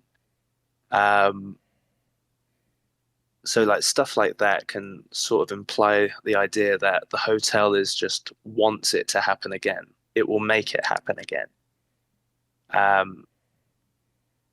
Some other people have brought up the idea that Jack himself is a spirit that has been sent out to bring people back. That's an and interesting theory. Because the hotel wants souls, it wants murder. That But could also funny explain enough, why his son has like a connection to The Shining. well, funny that you say that. In the sequel book, Doctor Sleep, Danny is a fully grown man who uses alcohol to suppress The Shining. Jack is a recovering alcoholic. Yeah. And he can also converse with all the... assuming he himself is not a spirit. Yeah. He can converse with the ghosts, no problem, at the hotel. He sees them, he speaks to them, he sees things around him. One can assume that Jack himself has The Shining. That would make sense. And that's why... But that idea would actually support the second theory I'm going to bring up, and actually the theory that I myself prefer. And this is the idea that the hotel wants Jack and Danny there to absorb it, to absorb them, sorry, to make them more powerful. Implying that maybe Jack wasn't always in that photo. Maybe he's now a new addition. Oh, that's cool. I've not. Yeah, that's really interesting. Yeah, because it's like it wants to collect souls in a way. Yeah, Exactly, and of course, it definitely wants Danny. We know that because absolutely. Danny has real power, and being able to absorb someone with the Shining could only make the hotel more and more powerful, allowing it to commit more and more evil. Because it's heavily implied some horrible stuff happened, not only in the hotel itself, but on that site. On It's the built on an ground. Indian burial ground. Yes, yeah, Um, absolutely. It was used as a defense from Native Americans itself, so even more Native Americans were killed in trying to take it back. There's Native American statues and like decorations all over the place. Like it's hanging on to its history, and it's a dark history. Right. And of course, for this basic plot of a man taking his wife and child to be a caretaker of a hotel over the winter, it quickly takes a dark turn. And there's a third theory which I don't really like that much, and it's very simple, and it's just sort of bringing up the idea that the hotel itself is hell. And the only real support I can gather for this is the idea that the hotel, of course, morphs and teleports people. Yeah. In fact, there's a scene where Danny himself is riding his trike in the kitchen, and he turns a corner, and he's immediately in the hallways of the Yes. rooms. Yes. And of course, that's when he eventually meets the two girls, implied to be Grady's daughters. Mm. Those of whom he killed because they were trying to destroy the hotel. So it's just a history repeating itself of Yes. of people eventually realizing the hotel's evil and Yeah. paying for it. But what do you guys think? I want to know what you guys think about Jack. As not only like the idea of what happened to him or what truly is he, but what kind of person is he? Oh man, it's so hard to try to like sum up Jack's character in a way. Like the transformation you see him go to. Jack Nicholson absolutely just Oh god, kills yeah. it. For me personally, this is my favorite Jack Nicholson performance. It's hard to top it. It's hard. Like this is it's so good. It's hard. I to love if you ever noticed, he looks at the camera like directly into the camera a lot, directly at a lot in this movie. During the time, I remember it was like sort of taboo. It was almost like you never look into the camera. But it's like with Jack's character in particular, him looking into the camera. Oh god, it almost feels like he's like, you're next. Yeah, you're next. Like he's the one that's going after you. This sort of like unhingedness. It's weird, right? Because Jack himself as a character, it's like it's hard to say whether or not he's evil or is it the hotel that is evil, right? We do know that he's a recovering alcoholic. He's had domestic issues. Yes, issues with dislocating Danny's arm from his socket. Which he says he only did once, but heck, man, that's all you need to do. You just need to do it once. My But, favorite. I mean, he tries to justify it still, though, doesn't he? Exactly. There's that scene where he's talking to the bartender. Yeah, Lloyd, who is like, actually played by Tyrell from Blade Runner. Oh, that's pretty cool. One thing. Yeah, don't recognize him without his huge glasses. Yeah, I mean, my favorite scene with him I love the scene of in a film filled with crazy editing and cinematography. One of my favorite scenes is the scene where him and Danny are sitting on the bed, and it's just like a 2-minute. There's like a 2-minute cut before it actually cuts. It's just a 2-minute, like sort of like medium kind of shot where it's just Danny on his lap, and they're just do you love this hotel? Do you want to be here? Like the music with his performance is just crazy. I actually found out that scene Stanley Kubrick actually filmed and made with the intention of having no music at all in that scene, which is crazy. I understand why, because I feel like with Jack's performance, you wouldn't need it, but the music in the film as a whole is insane. The music Yes, throughout the yeah. entire film adds The so opening much. music just pretty much sets you up for what you're in for. Oh yeah, absolutely. I mean, a thing this film does a lot as well. There's a lot of synchronization between movement and the music. Like there's the scene where Jack's like, I think it's just before he like snaps at Wendy. He closes the book and he flips through the pages, and as he does that, the music changes as well. It almost feels like the music in itself is kind of like the house, sorry, the hotel, and how each of these movements, when the music changes, or it's the same whenever Jack, sorry, not what's his character's name in The Shining? Jack Torrance. Oh yeah, it is. It just what a coincidence. But like No, it's whenever he Johnny. throws, First name's here. oh yeah, facts. But whenever Johnny he's Carson. throwing like tantrums or hitting a ball around the hotel, even the music then it changes beats and synchronizes with his movements. It almost like shows like the influence and the power of the hotel just kind of manifesting and like taking a hold of him. It's hard to gauge what he's about as a character. Like It's hard to gauge if we are to assume that he's not a spirit yes, or a reincarnation of a killer who's destined to go crazy. yeah. If he is simply a recovering alcoholic trying to be a writer who may or may not have this power, what is it that drove him off the wall? Is it? I mean, is it this evil that's like seeping in? That's clearly prevalent. This overbearing presence. I almost like to I've think like heard that some people say that he sold his soul. I've heard that a Yes, lot. I have heard that brought up. Some people say that when he gets that drink, that first drink, because he doesn't Oh. have any money in his wallet, and Lloyd, the bartender, says, "Your money's no good here, sir. I'm sure we'll think of other ways." Yeah. I like It's the a idea of this soul. whole this whole reincarnation thing, because I kind of like the idea that that opening sequence where it's just like these shots of like lakes and terrains, probably and combined with the music, it almost feels like the evil is following them, doesn't it? Like Yeah, you because because like the idea of it bringing them back. exactly, that's what I was about to go into. Like that evil, whatever that evil may be, it's like Jack's soul is tied to the place.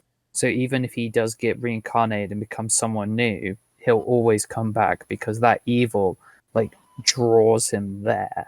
We never Yeah. actually see Jack at his home. No, We you see him at don't. the job interview, and then we see him driving them there.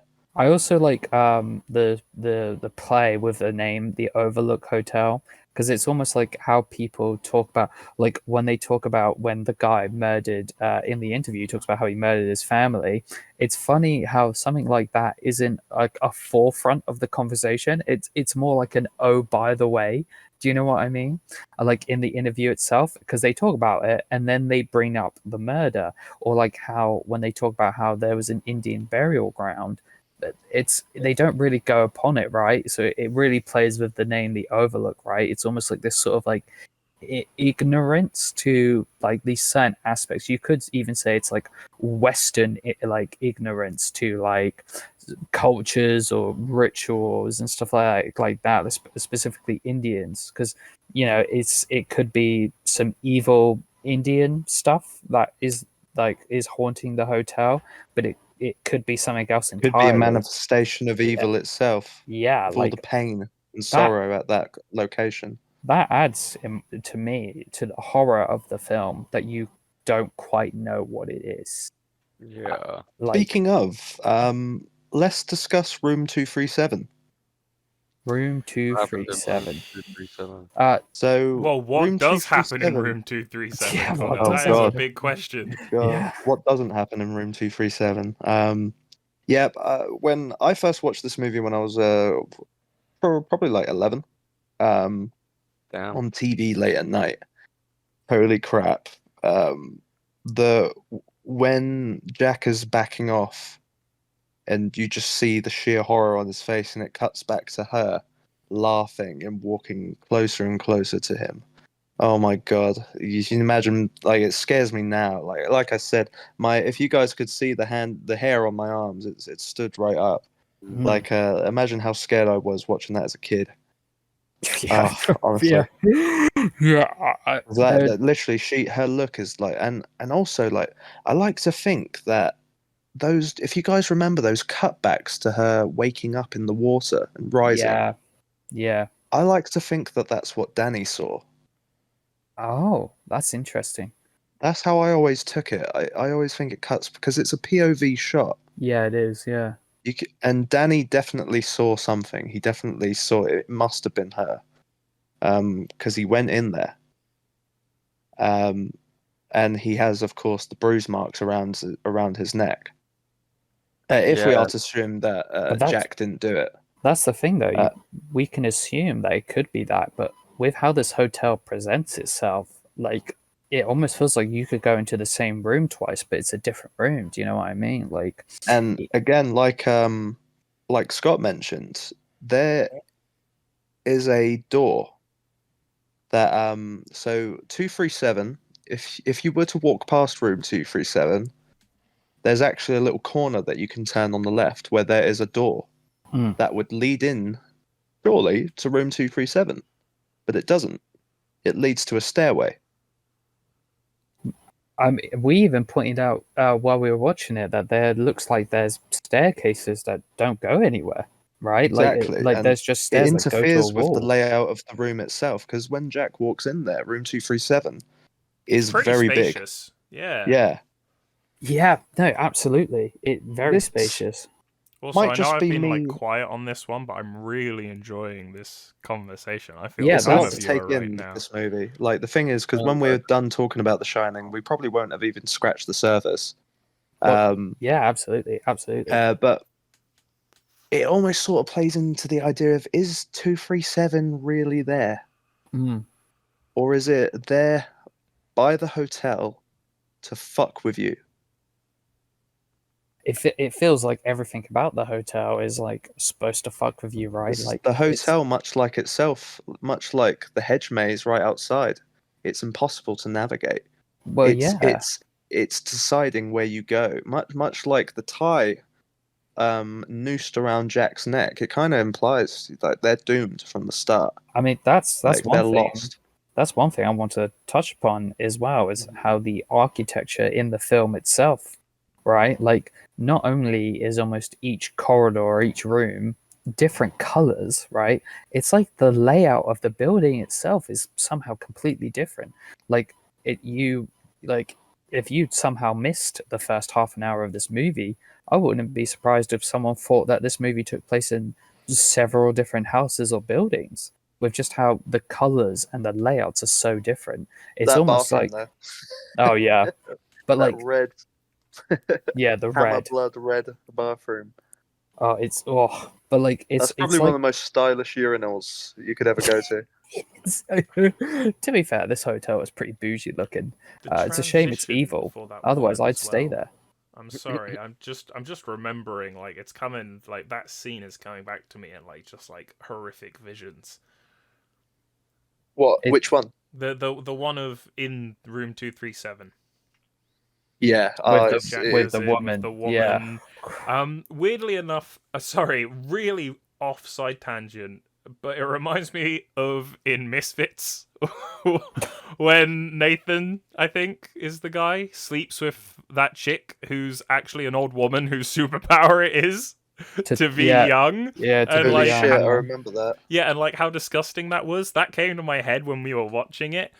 And That's I like fucking how it's jokes. kind of played for like, it's like mildly horrific but comedic in Misfits, whereas in this, like in The Shining, it's just so uncomfortable. Well, she's And not just old; she's a corpse. She's a yeah, corpse. She's like flesh She's is like rotting. peeling the off way of her. you see it like change, like, and the way the cameras move around and like play with it, and 1 minute she's like just gorgeous, and the next thing you know, like the next thing you know, you're like, how long has she been here? Maybe she's just fucking dead in the bath. Yeah, no, she Yeah. could be. She could just be a corpse in the bath. Like, you don't know. I mean, that's Well, the if thing. she- Everything this hotel does is just to fuck with you. I Like, think that's she's a spirit. yeah, I she think she's a probably is. ghost. But like, what, like with like I was saying about like the architecture itself, you could say is like a reflection of Jack's kind of like state of mind in a way. Like the layout and the colors, how they're all so different. Like you were saying, how it would be impossible to navigate like a building like this. Not only is each segment of the hotel like a different layout, but corridors and staircases that go nowhere. The How hotel they- takes you where it wants you to be. It, Yeah, it's yeah. like I said, it's also kind of like self-reflected of Jack's mind, right? How by the end of the film, it's so broken, right? That there's all these kind of like pieces, and it's just so unhinged. One of my to touch upon one of my favorite shots in the entire movie, because when you were speaking about the maze, is when Jack is looking at the maze model when Wendy and Danny are roaming the maze. You know the shot I'm on about where he's overlooking it, and then you can see like the central bit of them sort of wandering through the maze. I love that shot. I think not Was only is that it his super Kubrick well done, stare moment? is that his Kubrick stare moment? I thought isn't his Kubrick Because stare there is a bit where he has the definitive. the 'cause there's definitive stare? Yeah, That it might be just he al- before he- that maze he bit. almost seems entranced. Looking into the maze, I believe. Yeah, I also kind of see it as when he's looking at that maze at like Danny and Wendy. I also kind of envision it as like that's like the house looking at them as well, just like watching them and trying to navigate. It's so unsettling, and just from a technical standpoint, it's super well done. How they're We able got a to. favorite Jack Nicholson performance scene in this movie. Oh, I mentioned it earlier, the scene with him and Danny where they're talking about if he loves to be Yeah. in the hotel. The tension in that scene is just, bro, you could cut it with a knife. It's the bar scene for me. Which one? That's The initial one where initial he one, walks in, it's empty, and then glitz, glam, lights, that fucking like smile that just creeps across his face, like that almost like melancholy what does it daze take to he's get a in. drink around here? Yeah, and like he approaches the bar, and he's being like friendly with the barkeep in such an aggressive way, Yes. and like the whole just like transaction going on between them, and how the barkeep is just uncomfortable. Like everything about that scene feels wrong. As glitzy and glamorous and beautiful as it is, it's an illusion, Well, that's and it, it feels isn't it? like one. But not only is it an illusion, it's almost like the beauty masks the sheer horror that underlies, like underneath it. It's like beneath all this glitz and this glam, literally buried underneath it is like death. Like, and it's just, oh yeah, it's a really good like contrast, like in the film itself. It's beautiful. Do you know? Here's a fun. Oh, sorry, I was gonna say. No. You were going, mate. Here's a fun fact for you guys that I looked up not long ago. So the scene where he goes to the bar again, because this reminded me of it when you said it, Nick.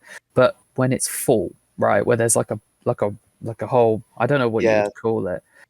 Maybe it's the party in the photo as well. Yeah, but that party scene, the scene where Jack and Danny are in the maze, actually were filmed with completely different pieces of music. Like on set, it's not the same because when you watch the film itself, obviously Jack and the people's movements are kind of synchronized with the music. But I saw like these videos of the filming it on set, and they use completely different music on set. And not only that, Oh, really? the movements don't sync up on set. It's only in the post production with the new music did they sync up, which is Interesting. which is an interesting thought. This idea that how it originally, like this music that could have been used, did not match up exactly well. Like the movements and stuff like that didn't match up. I think that kind of would have gone with it thematically, but obviously the music that they did stick with in like this entire movie is just incredible. But yeah, I just thought that was a fun little factoid that I'd share with you gentlemen that I learned about this film. But Joe, you're about to say something, so please carry on. Well, for me, it's when Jack has his nightmare. It's you see that bit of spit just like release from his mouth as he's just Yeah. like savagely I think that's the last scene where you see any real semblance of the true Jack left. Mm-hmm. Or was it he- even the he- true Jack? Like that's the thing. Oh. Yeah, that's the thing. It's like he is horrified, absolutely horrified. Damn, Jack just like Mima for real. It's like Yeah, his yeah. relapse. It's like he'd rehabbed himself by being out in the real world, and going back to the hotel was like a drug that he has relapsed into. Mm, Wow, that's a great way of putting it, especially for a recovering alcoholic. yeah. Which he Speaking also of picks up performance as on his well, alcohol when he's back in. You know, I didn't even make that connection myself Well, there. the alcohol technically isn't even real, is it? The alcohol No, yeah, it's wasn't all there. figment. Yeah, it's like a figment of his imagination. It's or He's it's high the on the hotel. hotel. Yeah, Yeah. he's high on the hotel. Holy shit, Speaking he's of high on the performances, hotel. shout out Shelley Duvall. Yes, yes, She was incredible. absolutely. All right, We them were discussing fuckers. that she unfortunately received the Golden Razzie Award Yes, for absolutely. Worst Actress Them of that year. fuckers. They should Um, fuck themselves. and it is such a sad, sad shame because she is incredible in this film, and she went through she pretty much went through some blatant verbal abuse Pretty throughout the entire notorious, film. isn't it? Hey, Yeah, I know there was a lot of quite famous. Yeah. Yeah, controversy backstage. Kubrick wanted to get the best performance he could out of her, So and we in the just process, decided that led to him traumatize her. trying to make her day as difficult as he could. Yeah. There's an infamous behind the scenes, the bit where she runs out into the snow. Of Mhm. course, Yeah. she's not got any coats on. Like, she's not protected at all. Yeah, no, not still. All Kubrick and all of the camera crew are all in winter gear, and Kubrick is just berating her, saying, "You're taking forever. We're freezing out here. You know, why Yeah. are you halting this production?" And she's getting so frustrated. So yeah, but all I can, and I don't know. But it worked If- because she's great. Oh yes, but unfortunately, she's That is horrible. absolutely bonkers now. So, Yeah. Which is very sad. I watched an interview with her from a couple of years ago. She believes that Robin Williams was abducted by aliens and stuff Oh, like that. Christ. Yeah, Jesus, wow. yeah, she fully believes it. Like I could be wrong, but I believe she eventually had a full on like mental breakdown. Oh, damn. Because Yeah. unfortunately, That's other than Popeye, she isn't really in much. After The Shining, she was in a few things before The Shining. Funnily enough, Yeah, but yeah. And after The pretty much Shining, did it for. yeah, it's crazy. But yeah, she Other than absolutely, yeah. Other than She but played Olive Oil in the Robin she Williams does- Popeye movie. seeing her character's deterioration, right, throughout that film is incredible because like it's like her character at the beginning. She is like trying to be the quintessential household wife, right? She cooks, she cleans, she clearly loves her husband despite his She holds onto shortcomings. that cigarette ash to save her life. Yeah, almost kind of like Yeah. how she's holding on to their family, to the relationship, because they're clearly estranged. There's clearly like, even though she's always nice to Jack, Jack is always even like before the hotel really takes a hold Very of him. cold, isn't he? He's very cold. He's very whereas rigid. his performance is a complete contrast to hers because Like- her character is so warm at the beginning. Even in the car, when Danny's talking about cannibals, yes, and she's like, "Oh, you shouldn't be doing that," and he's like, "It was on TV." Like Jack just rigidly says, "See, it was on TV. It's Yeah. fine." Like like. it's almost like it's like subtly jabbing at her, isn't it? It's like, oh, come on now, like that's what I mean. Like he is so cold towards Like, her, don't tell whereas me how she, to raise my son, sort of thing. Like, it- of course, it's- he's still bitter about yeah, the abuse. it's also interesting how we talk about how you see Jack's deterioration, which you can argue is the hotel's influence, but her deterioration is not from anything supernatural. Not really. Her deterioration, because Well, she her doesn't. husband's trying to murder her. Yeah, is from her husband going crazy because she And doesn't it isn't really. until she cracks that she finally sees the hotel for what it truly is. Yeah. It's a graveyard. Yeah, no, exactly. Actually, it's a graveyard. Seeing her characters collapse, like how because she just holds on for dear life at this idea of a happy family, right? Like that, this almost like going to this hotel could be like a unique bonding experience for them, and instead it does the exact opposite, and makes her husband try to murder her with an axe. Yeah. But yeah, she fuck the Razzies because she is so phenomenal in that film. She is like, oh man, yeah, like shout out to her. Obviously, Jack Nicholson absolutely steals it, but I often feel like even before I'd seen this movie for the first time, even I knew that quite often her performance really does get overshadowed by his from like a lot of people, as in not many really people talk about her performance. That's why when I watched it with you guys for the first time earlier this month, I was blown away. I was like, this is one of the fucking, this performance is just stellar. The range of emotions that she goes through, and like it's just, yeah, it's wonderful. She absolutely kills it. It sucks what Kubrick did to her, but man, Yeah. she put, like, just nailed it. Like seeing her Yeah. character I don't think collapse. all the blame falls on Kubrick. Definitely some, but I think unfortunately the public reception Yes, of The Shining absolutely. at the time. Yes, no, absolutely. I mean that was, as we said pre-recording, touched upon a lot of Kubrick's films at release were not very well received, didn't necessarily do too well, or if you're talking about specific cases like The Clockwork Orange, just straight up banned in so many countries.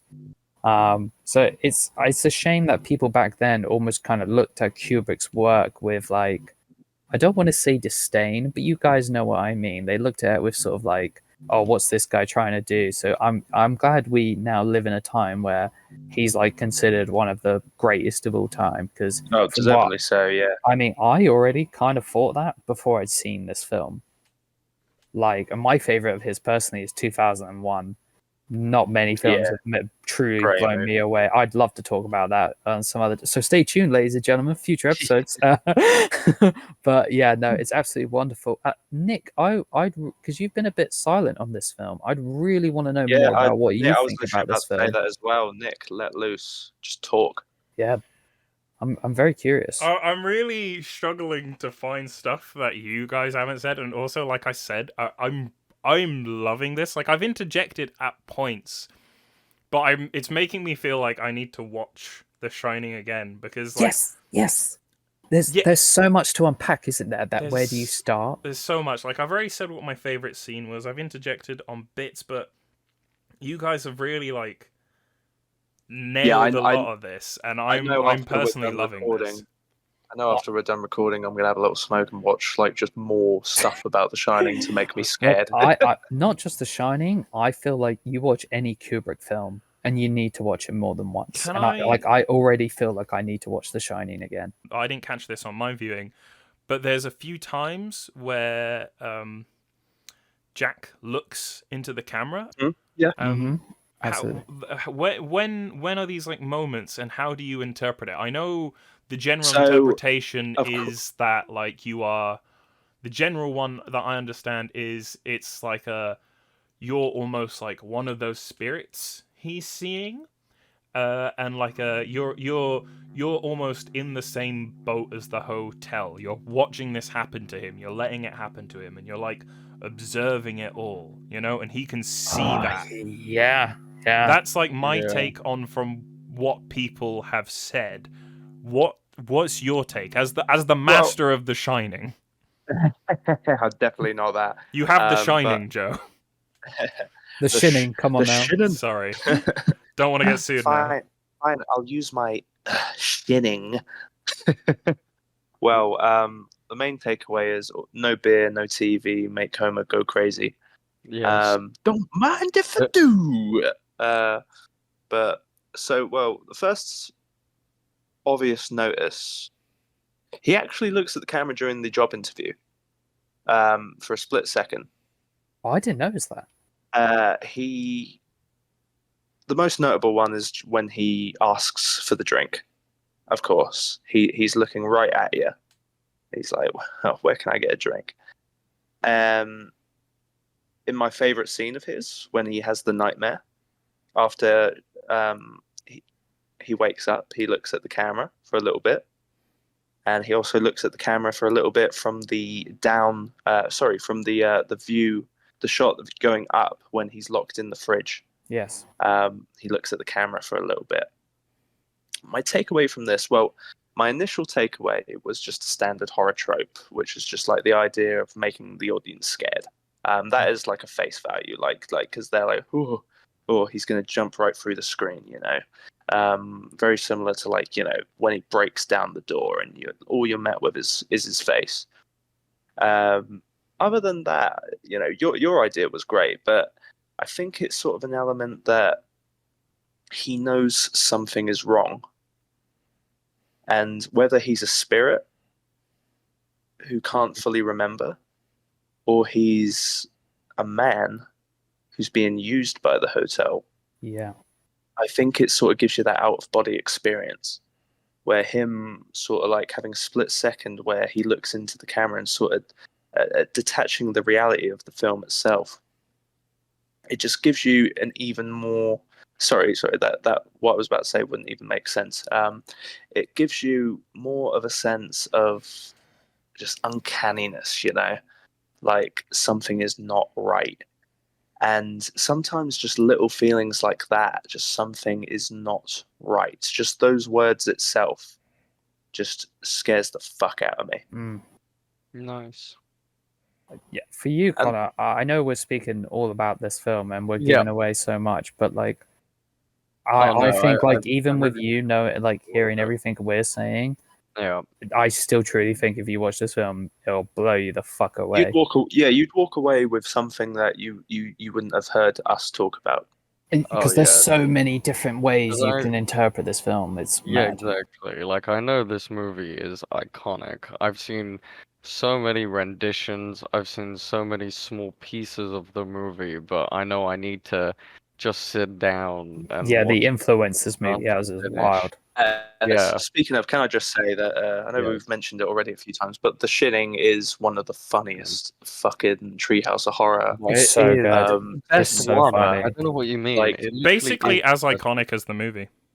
Like, is. I rewatched that actually super recently, and oh my god, it still makes me laugh so fucking hard. It's fucking great. Yeah, Like, no, absolutely. choosing to have groundskeeper Willie as Scatman Carruthers' character is so fucking funny. it's so good. It's You so use funny. that shit in the ears. What else was in that one? Fucking, I love that Mo is the bartender. Yeah. And he's like, kill your family or you won't Appropriate. get any beer.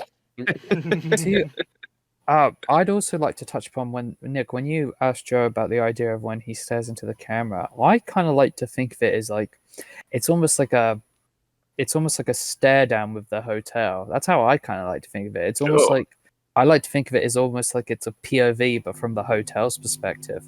That each time, God, you it's sent a chill down my spine with That's that what one. You're I was scaring kind me, of mate. thinking with what I was saying. Like you're part of the spirits. yeah, it's like he's like staring into the hotel, and the hotel is staring like into his soul, right? It's like because like it's like there's no motion. It's just a stare. It's like he's being truly enveloped into it, and It's like his realization. yeah, He's always been there. exactly that realization, and it's just it's just sent shivers down my spine. I was like, Yeah, I know. Honestly, I wish you guys could actually see me right now. Like, my hairs have been stood up on my arm the entire discussion of this film. Just going back to my initial point when we started the discussion of The Shining, I do believe it's probably the scariest film ever made. that is just in the fact- justifiable. And there's no vampires, there's no zombies. Yeah. There's just a fucking You don't know what demonic, it is. evil place. That's all And you know. much like Scatman Carruthers says, places are like people. Yes. Implying that a location can have just as much of an evil presence, like just do just as much damage and like lay out as much pain as an evil man or woman could. It's this idea of like memories, like they stay like within the walls of like the place. Yeah. Do you know what I mean? Like History will always come to bite back. Yes, exactly. Oh man, Like the Native American aspect of it should not be. I can't believe I'm about to say it. It shouldn't be overlooked. yeah. I mean, I mentioned that earlier. Overlooked. Yes. But like the Native American aspect of it, yeah, it should not be ignored. Like, of course, like the history. We don't really need to go into the history of the Native American people, like, to understand like the atrocities committed absolutely. on them by the American government. Exactly. The white American government.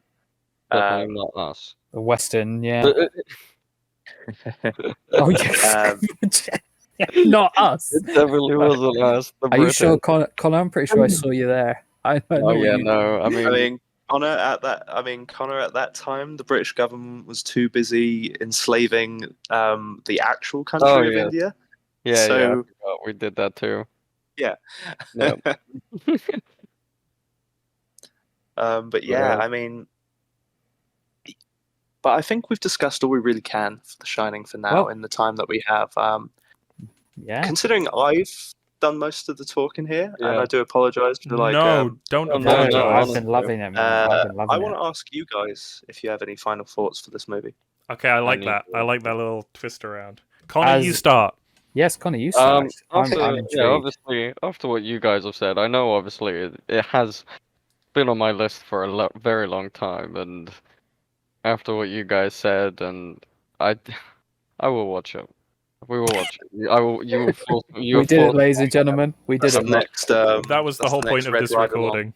Yes. Yeah, it wasn't for your pleasure, ladies and gentlemen. It was to convince. All of this was to convince Connor to watch The Shining. That's what all of We're this not was even for. going to talk about Dog Soldiers. Yeah, no, not even. And on that note, no, we still got to wrap up. Yeah, that can be the next Red Ride Along. I'll give you. Watch The Shining. I'll give you my quick wrap up. My quick wrap up is Nick's review of it on Letterboxd, which he quoted me, which was that was wild. That was wild. Nice. Because it is. It's just. I guess to delve into it too much, there's so much. There are so many meanings, and there are so many layers that it's so hard to just be like, right, here's a summary of The Shining, right? Because it's like, how do you summarize it, right? Because to summarize something kind of implies that you have like a real good understanding of it. And I could just say, yeah, it's about a dude who goes crazy at a hotel when he's like, because the hotel's evil. But it's just so much more than that. It's like the complexities there. It's so scary, and it's the idea behind The Shining, and it's the idea behind the evil, which is what, in my opinion, makes it so scary. The elusiveness of it, the unknowing of it. It's just. And obviously the performance just add to it as well. Yeah, it's truly I can, after now finally have seen it, I can truly understand why it's so iconic and why good old Joe here says it's one of the scariest movies ever made, because oh god, yeah, it's something else. Yeah, wonderful stuff. For my section of the wrap up, I think I'll try and keep it short. I don't think I'm going to say too much, but this was my first Kubrick film. Of course, yeah. You've not seen any. That's crazy. Oh, bro, fuck! You're in for a wild ride. Yeah, mate. It doesn't get easier. No, it doesn't. And I'm sorry, carry on. Clockwork Orange in particular is a very hard watch. If you do really want to see. If you are faint-hearted. Yeah. That's a disclaimer on a lot of these films. I'd say Perfect Blue and Shining definitely do not watch if you are faint of heart. Yes. Busan you can probably get away with. I and don't Dog think it's Soldiers bad. you can And, probably uh, get you away can, with. Dog Soldiers you can watch with To your be- family. Let's be Honestly, honest here. not, You guys, not really, but yeah. you guys know that I absolutely despise horror movies. So Yes, you're not a big Yeah. horror guy. I really am not a big horror fan. But You are the Rich Evans of us in that Yeah. regard, because Rich Evans. Yeah, he's not a fan of he's Lynch not a movies fan or of anything certain. Yeah. like that. I Is he? haven't. I don't think I've even seen any Stanley Kubrick movies either. Well, this is his only horror film. Stanley Yeah. Kubrick is a genre master. So many of his films explore so many different genres. This is his Yeah. only like proper horror film, which is Yeah. wild. But Nick, I'd still like to get your final wrap-up thoughts Yeah. of The Shining. He did. Yeah, He got The Shining. Fuck. Exactly. How do you summarize it? How do I? Right. That was wild. That's how. It was, Wow. in fact, wild. I really, really, to talk about it more from a technical standpoint, to wrap my conclusion up, I really, really appreciated how everything fit together, how well it was shot, yeah. how you get, and the film gives you such a beautiful perspective of this horrifying hotel. Every time we're in that, like, main lobby room, I swear it feels like it gets longer. The corridors, they always feel like they get longer. The lobby, not just longer, it gets bigger and bigger. Some of the shots you see Jack working at his typewriter from are just like, you feel like you're in the fucking rafters watching him from above like a fucking It really creep. envelops this isolation, isn't it? One Jack in such like a vast like space, It's right? It's it's beautifully haunting, and Yeah. I really appreciate how we go from it taking quite a light tone at the beginning. Like, it's not like, you know, the happiest go lucky film, but it starts off like almost a fresh start. Like, obviously they're not happy about it, but it has that start of, oh, Yeah. we're moving somewhere new. Oh, the kid's not happy about it, but there's that twist because the kid knows something is going to happen. And did we even talk about? We haven't even what's his talked name? about we haven't really even Danny talked at about all. Danny. No, not We Danny. haven't. The other guy of The Shining. Oh, Oh, Scatman Carruthers. Catman Crow. Yeah. His actor's name, I forget the groundskeeper's actual name, but And the Scatman connection Carruthers they guy. have is incredible, and the way he comes all the way back there to look out for Danny. And man, okay, I feel like I could have said this earlier, but I was so like caught up in just listening. But I yeah. just love the way it all like. It's just a fucking brilliant movie. I'm not going to get into this anymore because I might just ramble about it. But Yeah, I feel like I've said my piece. All Shining and no play makes Nick gives it 5 stars. Right. Yeah. that yeah. that All does work, it. no play. All That work, is no play, it. people. All And right, that and was- now to hand it over to the man who's been handing Oh. it over to every other man, Tommy. Would you like to do the honors? All right, none of this Oh, please. existential stuff, boys. I'm here to talk about blokes. I'm here to talk about blokes Yes.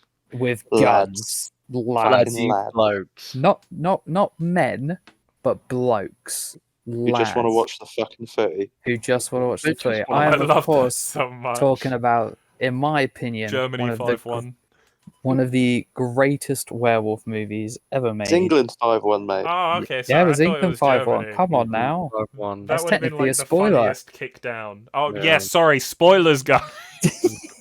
But I am, of course, talking about Dog Soldiers. Now, Dog Soldiers is a relatively low budget British horror film that was made, I believe, in like 2001, roughly like that. Fun fact, gentlemen, it was in development for 6 years. Wow. Yeah, so really? Neil Marshall first wrote the draft in 95. Apparently, he wrote 18 drafts. And I'm gonna, before we get into the plot of the film, I found out some fun factoids that I'd like to give Yes, to with you it, man. guys. So, the role of the icon Spoon, best man around. Do you know who was originally supposed to be Spoon? Simon Pegg. But Really? Simon Pegg was working with Edgar on Shaun of the Dead at the time. Oh, And, Well, he made the appar- right choice. He Let's did. all be honest. He did make the right choice, and I don't think Simon Pegg could have done Spoon, to be No, honest. Spoon is perfect. Nah. I love him. Yeah, That's I my can't favorite buy character. I can't Or- buy Simon Pegg as a military guy either. especially Spoon's kind of military guy, right? Yeah. Like what? I'll get more into Spoon later. Once I get more. Spoon's a fucking fighter. But also, so the makeup director, shout the makeup director, because the makeup and the gore and the Yeah. everything in this film, his name was Bob Keane, right? And guess what? He worked on another film, which is another film, Dear to Our Hearts. So a lot of the corpses in Dog Soldiers were actually spare corpses from another film he worked on, Event Horizon. Oh my god! And of Yep. course, Sarge. Sarge. Sarge Yes. himself appears in Event Horizon. He Yes. is the only British member of the crew in Event Horizon. Yes. And for the life of me, I don't know his yeah. actor's name, but Sean he's also Pertwee. Sean Pertwee. Sean Pertwee. He's also known for playing Alfred in the Yeah, Gotham Alfred. TV Yes, he is. series. The thing is, Sean Pertwee wasn't supposed to play Sarge as well in Dog Soldiers. That was originally meant for Jason Isaacs, better known as Draco Malfoy's dad in the Harry Potter films. Interesting. And he was the one that recommended Sean Pertwee to Neil Marshall. Well, He's I'm like, you glad should- it was Sean Pertwee because he Yeah. owns that role. He And- owns that fucking role. Another cast member, right? So Cooper was originally supposed to be Jason Statham. Jason Statham. But I do you can- know I can why see Jason Statham Statham being didn't do this film? He was supposed to, but the production took so long, he was offered another movie, which Neil Marshall encouraged him to do, which was John Carpenter's Ghosts of Mars. Now, Oh, God. 99 times out of 100, if you get offered to do a John Carpenter movie over any other movie, you should take it. And luckily for Statham, his career did all right afterwards. But man, that's like that. That is so unfortunate that he did Ghosts of Mars instead. But Oh, mate. I love the guy who plays Cooper in this film. I love all the actors in this film, to be honest. So it's really surprising to think that in another reality we would have gotten some other people. But yeah, that was the fun factoids. I thought I'd share with you, gentlemen. But the basic premise of this film, simply put, is that there is a squadron of soldiers out to do a routine training exercise, but all is not as it seems because there is werewolves, ladies and gentlemen. There are werewolves. There And really then they end up hiding away in a house, to skip over a few details. And it essentially becomes a bit of a siege movie where most of the movie takes place in them in this house fending off the werewolves. That is it to its basic core. But what I love about this film, especially, is the characters. The characters are so wonderful. I love the camaraderie between them. Each character is so unique and different and brings something else to the table. It's just wonderful. My personal favorite character is probably the sergeant, I'd say. Yeah, Sarge I is, love for Sarge. me, was the best. Of course, because Yeah. we all have good memories with Event Horizon as well. It was, Of it was course. just great seeing Sean Pertwee back on screen. Yeah, no, like he is such an underappreciated actor. Obviously, probably his best scene is the fire scene, right? And the fireplace scene is, I say fireplace, you guys know what I mean, around the campfire, I should say, in the Yeah. woods. What that scene is so good at, in my opinion, is it immediately sets this idea of what each person is afraid of, right? Do you know what's funny? I think it's the character of Bruce. He's the first one that he says that he's terrified of the self-destructive nature of humans, which is ironic because he's the guy who runs and impales himself on a tree. That's Yeah. the same guy. So it's kind of poetic. But Joe, being Joe, he says he's scared of the footy. And then Cooper says he's scared of women and spiders and Mhm. Spider Woman, you know. Which is a great line. Yeah, great line. But then Sarge, he brings a real sense of sort of like what I like about the scene is it subverts this expectation of sort of, I guess, masculinity, because I feel like masculinity is a big thing in this film, but not in the conventional 100%. sense, right? Because it's not that. Because a film this film gets compared to a lot is Predator, which I totally understand why. But Yeah. Connor a was big- saying that. a big difference is the guys in Predator, right? They are like the most macho men on the planet, right? These guys aren't scared of anything. These guys don't like. These guys are like the best of the best, right? Which is good in Predator, but in Dog Soldiers, the fact that these guys say what they're scared of, but they they kind of joke about it, right? That adds a more human quality, but it's very reminiscent of just how like a lot of dudes are, right? Dudes, especially masculine culture, you don't necessarily say what you're really scared of, but then here comes Sarge, right? And what does Spoon say? He says Sarge ain't scared of nothing, and then Sarge just says that's not true, and he tells a story about how a former like army bro, Devil on the ass cheek. yeah, the Yeah, devil in the ass yeah. cheek story, and talk about how Devil would save his skin. out of nowhere, he had to clean. He talks about how it puts in a different perspective when you have to shovel your mates up, but he also talks about how that links into he's scared of never going home to his wife, right? Sarge is this guy who clearly comes with like trauma, right?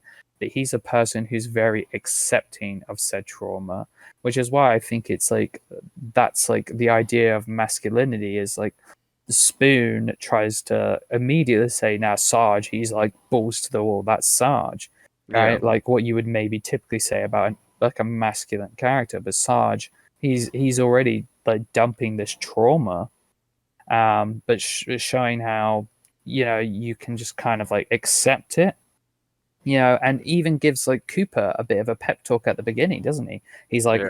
it's a shame that you failed your trial thing with the what was it? What are they? The special ops guys. But he's like, I'm so glad to have you here on this team. Like, because he appreciates him. It's just simple camaraderie, and that's what the chemistry between these guys shows a lot. It's so beautiful.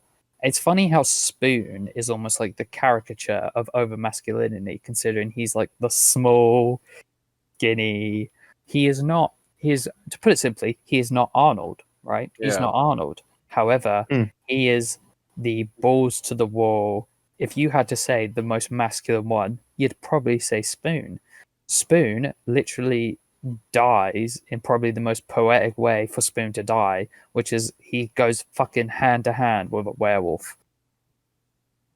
Yeah, Like- he does. literally like- throwing every it's single fucking literally- thing he can pick up out It's there. rubber band. erratic, it's crazy. He literally throws in some boxing punches in there, but it's so fucking true does. to his Goes character. Oh, with a werewolf. What a Chad. But obviously, you guys know I love this film. I tried to get people to watch this film for years, and it never happened. And then, luckily, the idea with doing this show here today actually was a great prompt to get you guys to watch it. So I will now pass it over to you, gentlemen, because I would really like to know in depth your thoughts and feelings on I've Dog Soldiers. Yeah. please. One note I made that I really, really want to talk about that I caught on the second watch.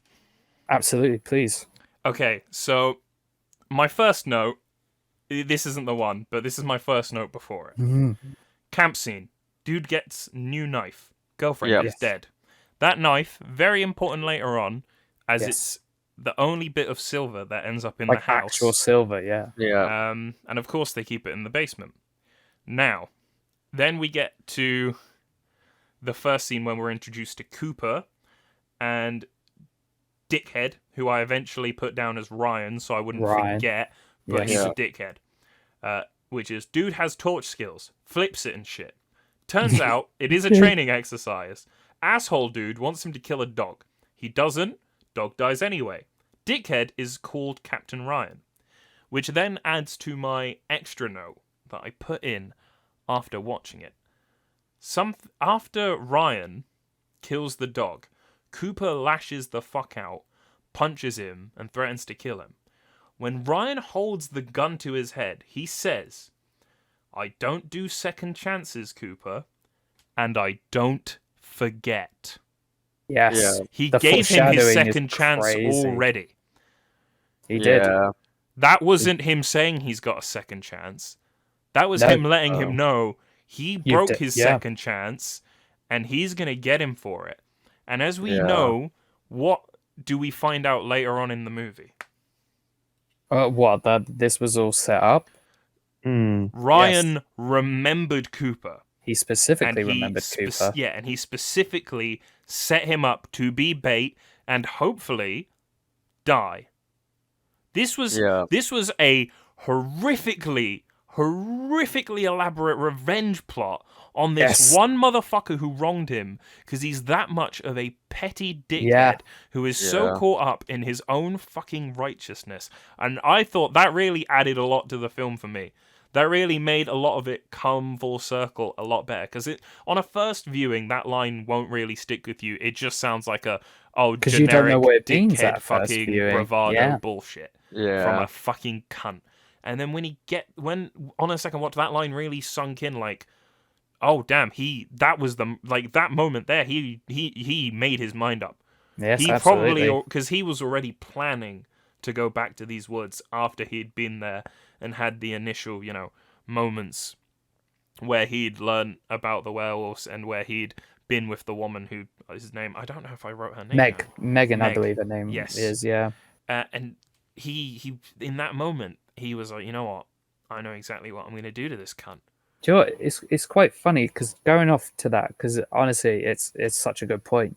But like, if we were to go back to like the Predator comparison, it's almost like the special forces that Ryan and that are, they're almost similar to like the main guys in Predator, right? Because they're supposed to be special ops, right? They're supposed to be the best of the best. Ryan himself, he does not cave in. He doesn't really show any emotion until the scene where it's like he's dying. But then he completely, once he heals, he reverts back to his normal self, right? Ryan is sort of like, how I see it anyway, is he's like sort of this like, I guess this model, this like paper model of what would you put as like a masculine, like high ranking sergeant dude? Do you know what I mean? He's stern, straight to the point, kills without reason really. Cooper specifically states when Ryan asks him to shoot the dog, he's like, it's not that I won't kill the dog, it's just I won't kill it without reason. Do you know what I mean? Yeah. Whereas like, and that's why he gets rid of Cooper, because he, in his mind, thinks that that's soft, right? He doesn't want soft people. He wants the real people, which again, I think adds to this whole idea of masculinity, and really humanizes our main characters. But yeah, I'm really glad you said that. Honestly, that like on the rewatch, I was like, I have to talk about that. My other notes that I do want to get into at some point are about Spoon, but what about Connor and Joe? Yeah, Let's- that spoons his whole thing. Yeah, Connor and Joe.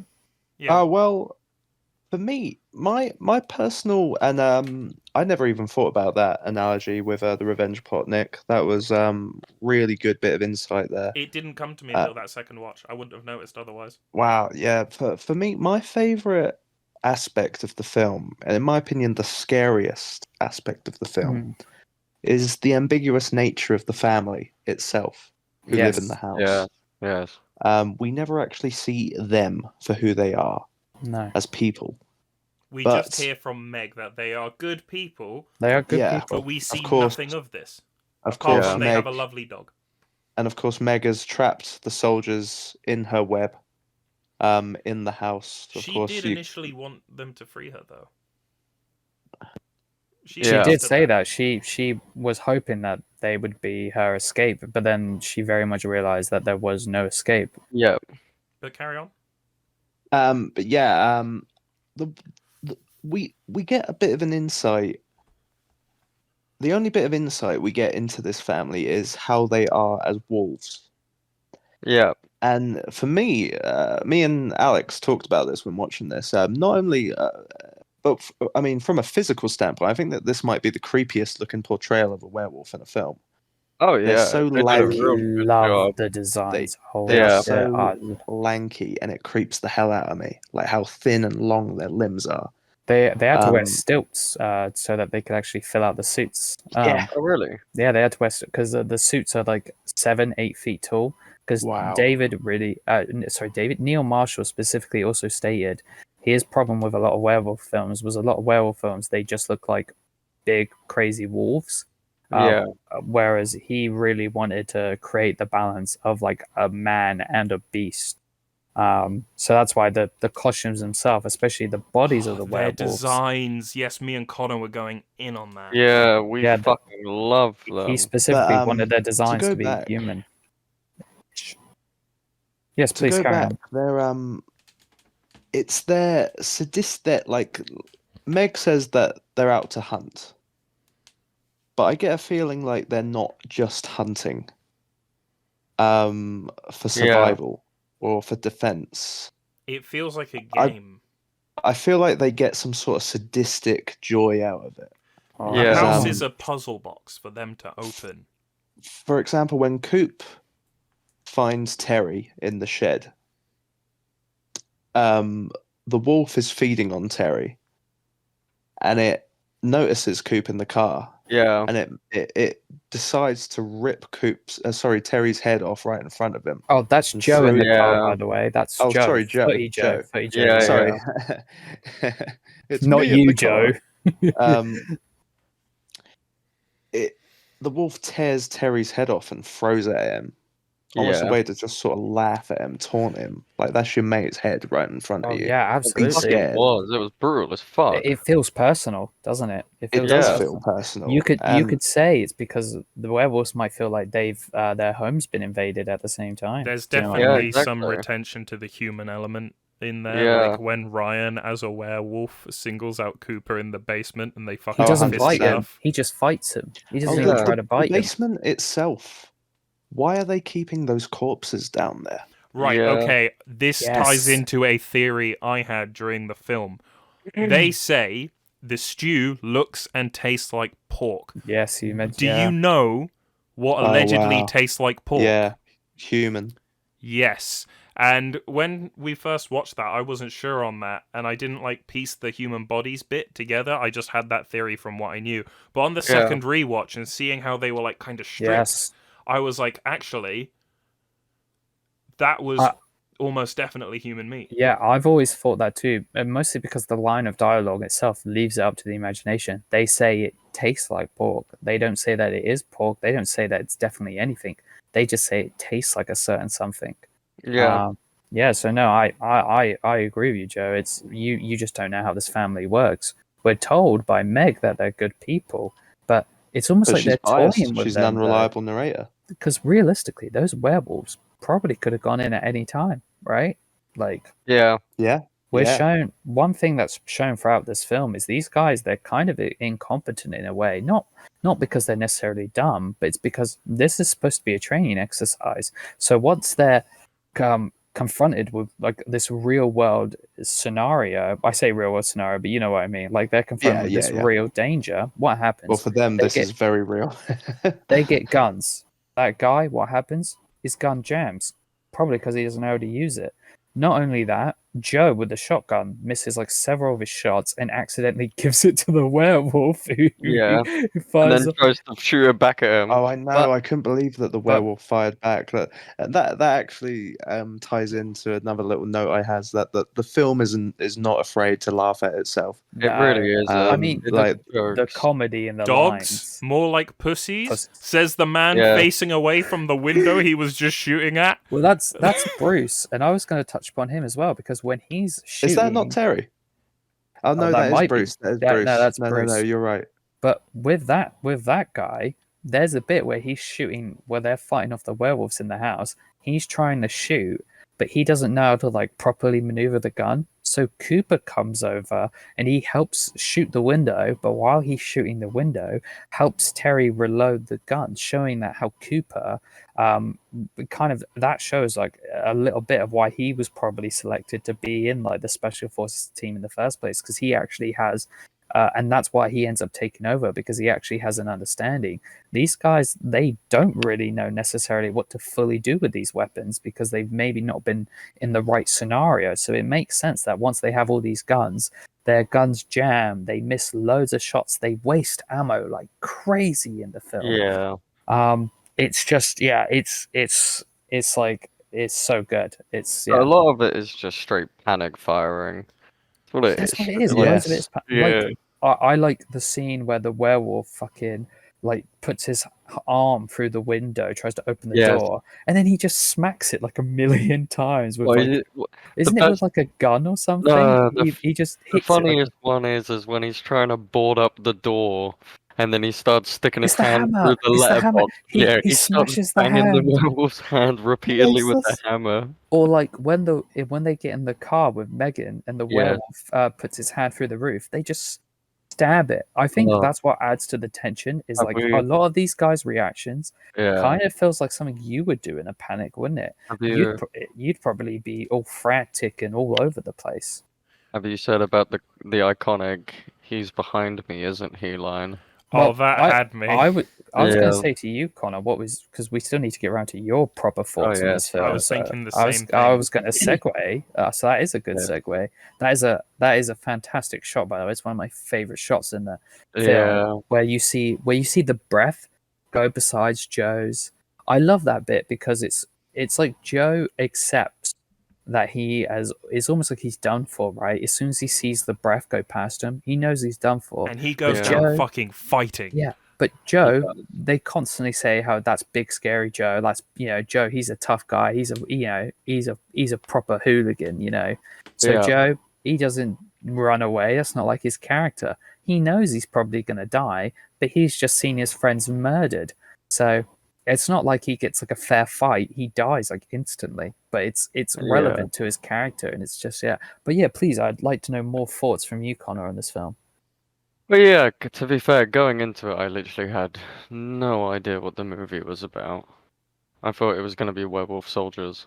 But Well, there It- is one werewolf soldier. there is one werewolf soldier, Yeah, yeah. technically, Two, there's But- two if you kind of think about it. It was Oh yeah, true that. incredibly. I was actually quite surprised by the movie. I really enjoyed it. It was quite entertaining to watch, even though it was low budget. Like, you can tell it was even low budget for the time, but Crazy that it's like 2001, right? Yeah, if you said exactly. like early 90s, you'd probably believe it, wouldn't you? But no, it's Yeah. not. But That's the same like even 28 Days Later. with what they had, they done such an incredible job. Magnificent. Yeah, like I really did love the fact that for most of the movie you hardly even see the werewolves. Like you got no idea what they look like. You just see them for like very brief shots I or think like the their first arms and stuff. Full body shot you get is when you see the werewolf at the by Sarge's bed when Yes. Sarge he's That's the knocked out. first full body shot, which Connor, what was your reaction to that? I was like, holy fuck, that's one lanky motherfucker. Oh yeah, they're like 7-8 Yeah. feet tall. Yeah, that was incredible. I really enjoy the fact that they tried to make him look all like lanky and gangly and all well, like They're I very said much the this- perfect blend of human and wolf. yeah, exactly. Yeah, I mean, I remember I told Okay. Nick and Luke this after we watched it, but Joe and Connor, you might not know this. Some of the werewolves were performed by dancers. Neil Marshall got dancers in the costume. Interesting. Why 'cause is that? I believe it's because he Because wanted. they're able to. I believe it's for movement purposes. Yeah. Mostly because these humans are, these werewolves are more human than a lot of other werewolves in other werewolf films.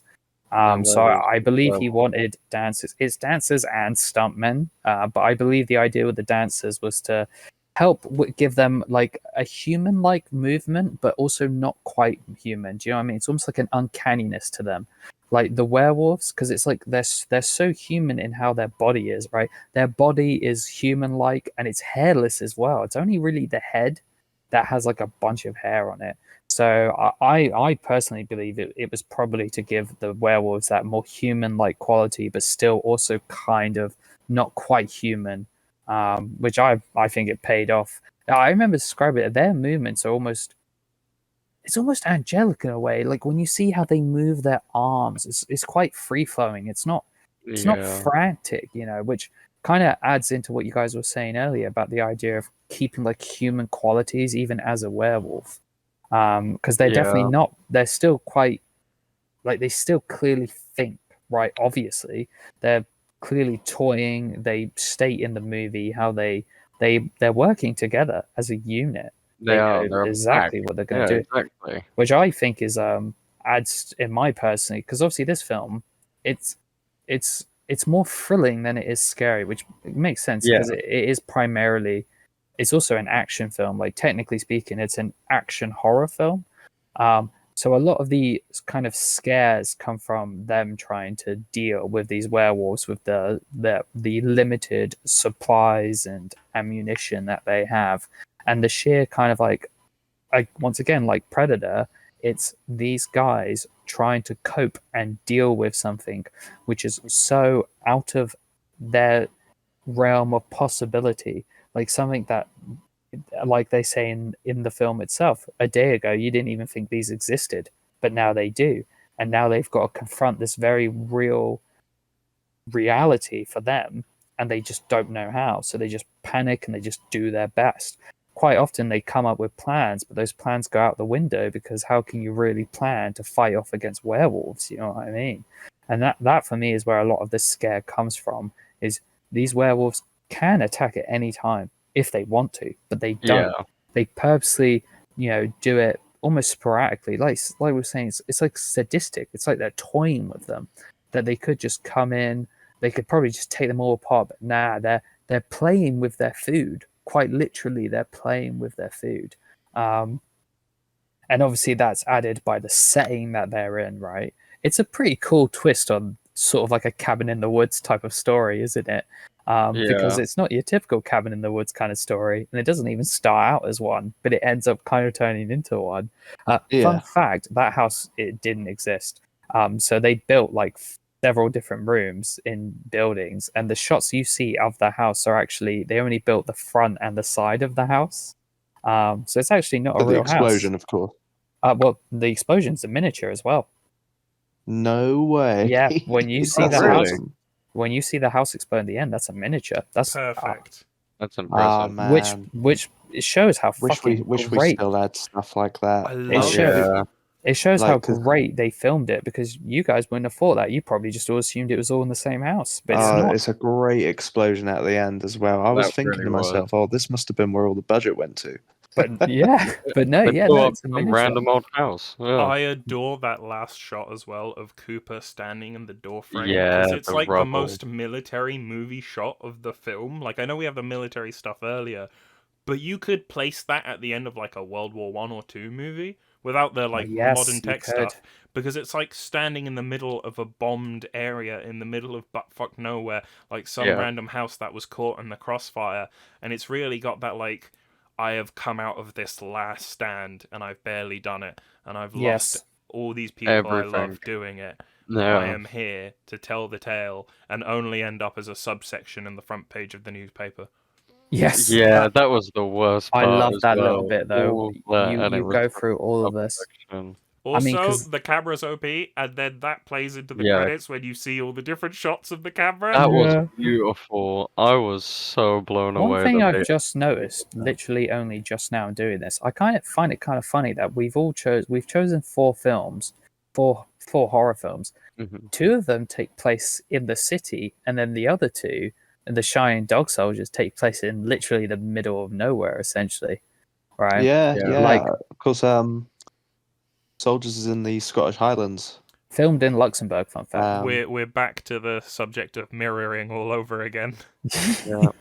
But yeah, it's like, because like one thing The Shining does really well, and one thing the Dog Soldiers does really well is isolation, right? And how in The Shining, it's kind of like how isolation combined with evil hotels can really like drive you mad. But in Dog Soldiers, it's this isolation really invokes the sort of helplessness that these guys have to go through, right? When they say, when's the nearest town? Where's the closest phone? It's always like at least like 50 miles away or 100 miles away. It very much like sets how they're like, they not only have to deal with this unstoppable threat, but they have to deal with this unstoppable threat in the middle of nowhere. Like, there is no help. There is no one coming. Remember, their radios were jammed in the first place as well by Ryan's crew, because they didn't want them calling for help, because the idea was that they were going to be bait. So they were truly set up for failure, right? They were literally put in this scenario to be bait. And fuck it, they end up becoming the bait, but they fight back and they do what they can. I also want to touch upon I also want to touch upon the werewolves, not how they look, but their POVs, right? The Yeah. cinematography when it comes to the werewolves, the daytime, nighttime vision. I think Grainy it's and shit. such a subtle way of building tension, right? It's these werewolves always know where you are, always, and they can come at you at any time. and they always see you, no matter what. You can't see them. It's fucking pitch black outside, but they can always see you. And then when the camera actually tracks and like runs towards them and stuff like that at like super high speed, it's also a good way of actually making the werewolves seem like they're super fast without actually having to show that they're super fast. Yeah. But obviously it's like a really creative way just to create like a little bit of extra tension. Yeah, I just wanted to touch upon that quickly because I feel like before anything else, we should have mentioned that because this is a subtle but wonderful Actually, bit of to add on to cinematography. that, Tommy, Please. one thing came to mind with those POV shots, and I think you might agree with it. Of course, it being a low-budget horror film, definitely not against the idea of it paying homage, but all I could think was Evil Dead. Yes. Yeah. No. Absolutely. The setting kind of fits Um, as well in a way. Of course, yeah, of course. Again, it's a isolated house in the middle of the woods. Like again, just thinking like that's a perfect low budget movie tactic as well. Use the camera to become the monster, Yes. thus creating Absolutely. just being Yeah. able to insert tension whenever. And Yeah. as you said, another great low budget horror movie tactic: set your place in the middle of a woods or just in the middle of nowhere. It's so simple, yet it's so effective. Once you cut people from society and people realize they are not with society, it's crazy to see what that can do to people, especially if you put them in a horror-esque environment where they have to deal with unforeseen threats. It's pretty crazy. I really love the use of the low quality cameras as well because it makes it very distinctive when you are getting the werewolf's POV. Yes. And that blurriness almost gives it like it's got its distinct look. Like It's they are gritty, isn't feral. it? It's like They're gritty not as seeing well. straight per se, you know. They're seeing it through No. their own distorted vision, and it's like the movie's way of showing you that like that's not exactly how they see the world, but it's letting you get an idea of how they're seeing it. Yeah, no, absolutely. It also Yeah. adds to their sort of like beastly nature when the camera moves at like such high speeds or at like an intriguing angle per se.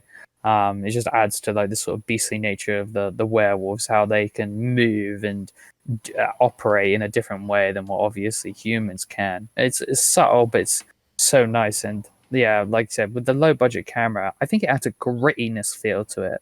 That's how I feel about 28 Days Later too. I almost feel like the low budget camera, the grittiness, it almost makes it feel more real because you almost when you see, I don't know about you guys, when I see super low quality stuff, it's almost like home video esque. Do you know what I mean? Like Yeah. when you watch, especially like people our generation, when you watch videos like growing up as a kid, like a lot of those videos, they're old, the quality's not great. So whenever I see films like that, where it's Dog Soldiers 28 Days Later, with like the camera quality is clearly quite low, I think it really adds to the grittiness and adds a sense of realism to it. Just because it feels almost more intimate in a way that the fact that it's not like super high production. Which I think it's very nice, very nice. But gentlemen, Spoon, we need to talk about Spoon. Yes, I was actually the thinking our national hero. Can I quickly really is go the through Chad. my Spoon notes Please for his last do. scene? So Please Spoon, do.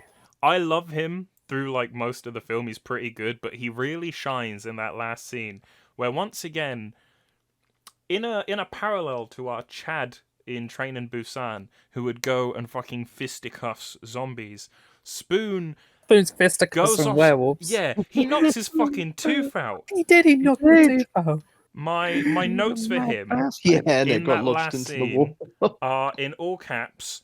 Spoony boxed up a wolf, then went sicko mode with a knife. Told a Yep. wolf he hopes he gives him the shits. Spoony stay on top. I hope I Yeah. give you the shits, you fucking wimp. That's the exact Yeah. line. And What a fucking Chad. like They- throughout the whole film, you get this really like good sense of him being like a pretty like average-ish guy, not like the most normal, but he feels pretty like. Well, that's the thing. They all do, don't they? In different regards, don't in they? They different just regards, they're but just blokes. I feel like when he's not in action, he feels the most like you could just like pass him on the street and have a drink with him. If that Yeah, makes sense. I get what you Like, he mean. just seems Yeah. like a funny guy, and then Just a you bit of a see that lad. he actually gives a fucking shit. And as it goes on, he is trying his goddamn best, and like he's waving that sword around because he's like, yeah, fuck, like he does what anyone would do. He's like, yeah, I got a fucking sword, I'm gonna fucking cut them up. And Yeah. Cooper takes it away, like, you're gonna Yeah. fucking poke your eye out, mate. And Yeah. that all leads to him just going, this is like the most unnormal thing you would do, but it's because he is actually military trained. You just kind of, with him, I feel like you forget it the most because he's not always on point. He's not always like on that seriousness. He's quite unhinged into Yeah. some Yeah. regard. But He's you the, would He's a he's be. the mad loud lad. guy. Yeah. That's why he gets sent out to be the Yeah, distraction. he is the mad lad essentially, right? He is. That's Yeah. kind of like what I was going about. How if you would like to put like it's like stereotypes of like I say like masculinity. Spoon is like the stereotype of like over macho-ness, but not that he is necessarily that. It's not that Spoon thinks he's more manly than everyone else. It's more in the sense that he is just the loudest and takes like the least shit. Yeah, that's what I mean. I Yeah. think And gives each a lot of it. character like portrays like a different like asset or facet. I don't know if that's the right word either. Of I guess what you'd maybe say masculinity, and I feel like Ryan is kind of this like he's sort of meant to be like this stern. I don't want to say stoic, but you kind of see what I mean. Like He he's like acts stoic. he Yeah. acts like he is really above everyone else. You know what I mean? Yes. Whereas Spoon portrays like this I don't take no shit kind of Yeah. mentality. But like even with him, he is to his core like a good like he's just a good person and he wants like that. Like when Sarge tells that horrific story of Eddie, right? Spoon tries to break the tension by just saying like a little joke. Obviously, it gets cut short by a giant cow falling off the cliff Yeah. onto the bonfire.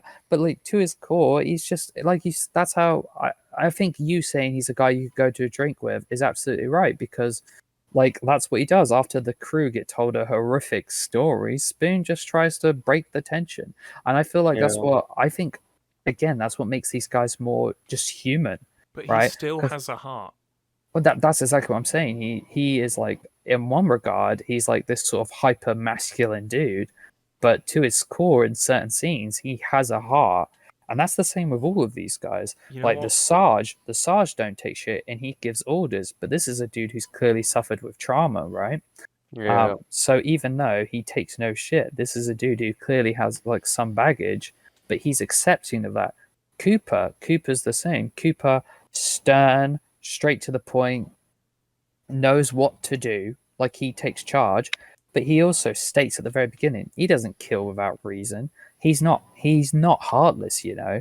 That's the whole point, is these guys have heart, While we're whereas on the Ryan subject, doesn't. Yes, please do. while we're quickly on both Spoon and Cooper, they have one of my favorite moments in the film. After Ryan's turned, which, you know, you can, if you know anything about werewolves, I think the biggest hindrance of this movie is if you know anything about werewolves, like you see Ryan cut and then you see him get better and you're like, okay, he's going to become a werewolf. Okay, that's going to happen to Sarge. But like, that's not like per se a slight on the movie. That's just if you have the knowledge, like you'll see it coming. And Yes. that is what it is. But I love how when the characters learn this information after seeing it happen to Ryan, when it's just him, Cooper, and Sarge left, and they have that moment where they're about to like blow the shed up, and he stood there, and he's like holding onto the propane canister, and he's like, "So what about Sarge?" And Cooper's like, "What about him? He's still one of us." Da-da-da-da-da. And then he's like, and then Spoonie just stops, and instead of like pressing the subject, he just says, "Oh, I just wanted to make sure that he gets his watch back." Yes. Oh, Yeah. it's so Oh, beautiful. man. Yeah, It's like so beautiful.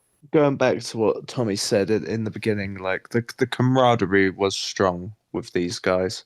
Yes. Yeah. It's like It's natural. Felt, you even felt if like, someone isn't like into the sort of like blokey humor yeah. of the film, you still get the idea that these guys are protecting each other's Oh, neck. Like I mean, much like absolutely.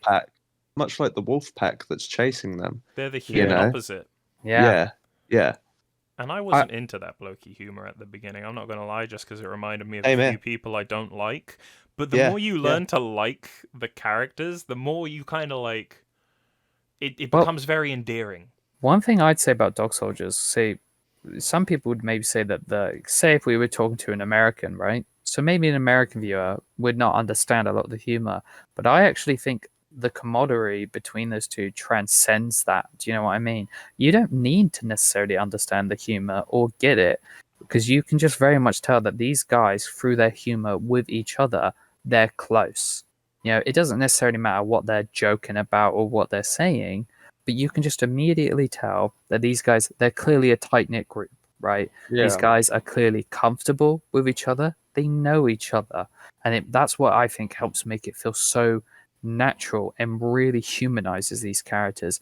You don't necessarily have to, in my opinion, enjoy or understand a lot of the humor, especially at the beginning, because the humor just is, it's just a tool to show like the bond that these guys have. Really, that's why I think it kind of transcends that, because I don't think you need to understand it to really see that what it's really doing is showing us the bond that these guys have with each other, and just shows how human they are. That's what I love about it personally. But I do get what you're saying. The blokey humor can be a bit like, yeah, it is what it is. But when you learn to love the characters, you do learn to appreciate it a lot more.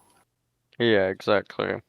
It's a beautiful movie if you love Yeah, it's British football, the British thing is, movies. unlike a lot of Yeah. these films as well that we've mentioned, this is probably the lowest budgeted one out of the films we've talked about. Oh, 100%. Like Yeah, easily, with, like this is like um, the smallest one. Like, and I think they do such a good job with like the budget they have, because it's so good at making tension. Oh yes, Joe. do we believe that there's any more satire to the film rather than the final shot of the newspaper? Oof. Any more There is a satire? little bit of good old British humor in there, but I don't know if there's what kind of. I'm talking more from like a political spectrum. Like, of course, it criticizes the idea of political power with them wanting to weaponize the werewolves, Yes, absolutely. Yeah, but it isn't truly presented in a really funny way. At least I noticed until right at the end, where the big headline is that England won the football. Yes. And of course, a little side story down below is is Cooper's everyone. telling of the events. Yeah. Of course, just showing that people don't really care. Yeah, exactly. Well, it's like a They care combination of people like not caring, but you could also like sort of twist it and say that it's like sort of like maybe the government like trying to divert attention away from said thing, Of right? course. But then at the same time, it's very much it again. It ties in with the movie when Megan says to Cooper, "You know, yesterday you didn't think these guys were real." So you could very much argue that everyone reading that newspaper and the people making the newspaper, that fact, are those people. They're Well, still the yeah. people that yesterday who didn't think it was real and are waiting for the tomorrow where they know that it is real. So yeah, in the meantime, Cooper, I think it's a nice little touch, isn't it? Like the little football score, because obviously you Yeah. get like hints throughout this idea of the Yeah, football in the Joe was really background, anxious about that game as because well. he's like a football lad. He's like, I Yeah. love that scene where she's like, "Oh yeah, I didn't didn't even know there was a game. game. It's not a He's like, game." it's not a game. Yeah. I don't know how like if the film's like deeply satirical. In Neil Marshall's words, I wanted to make a werewolf movie, a siege movie, and an army movie. He So did it. He did he it. wanted to make all of those films, so he just put it into one film. He succeeded. He did succeed. It took him 6 years. Fun fact. Another fun fact.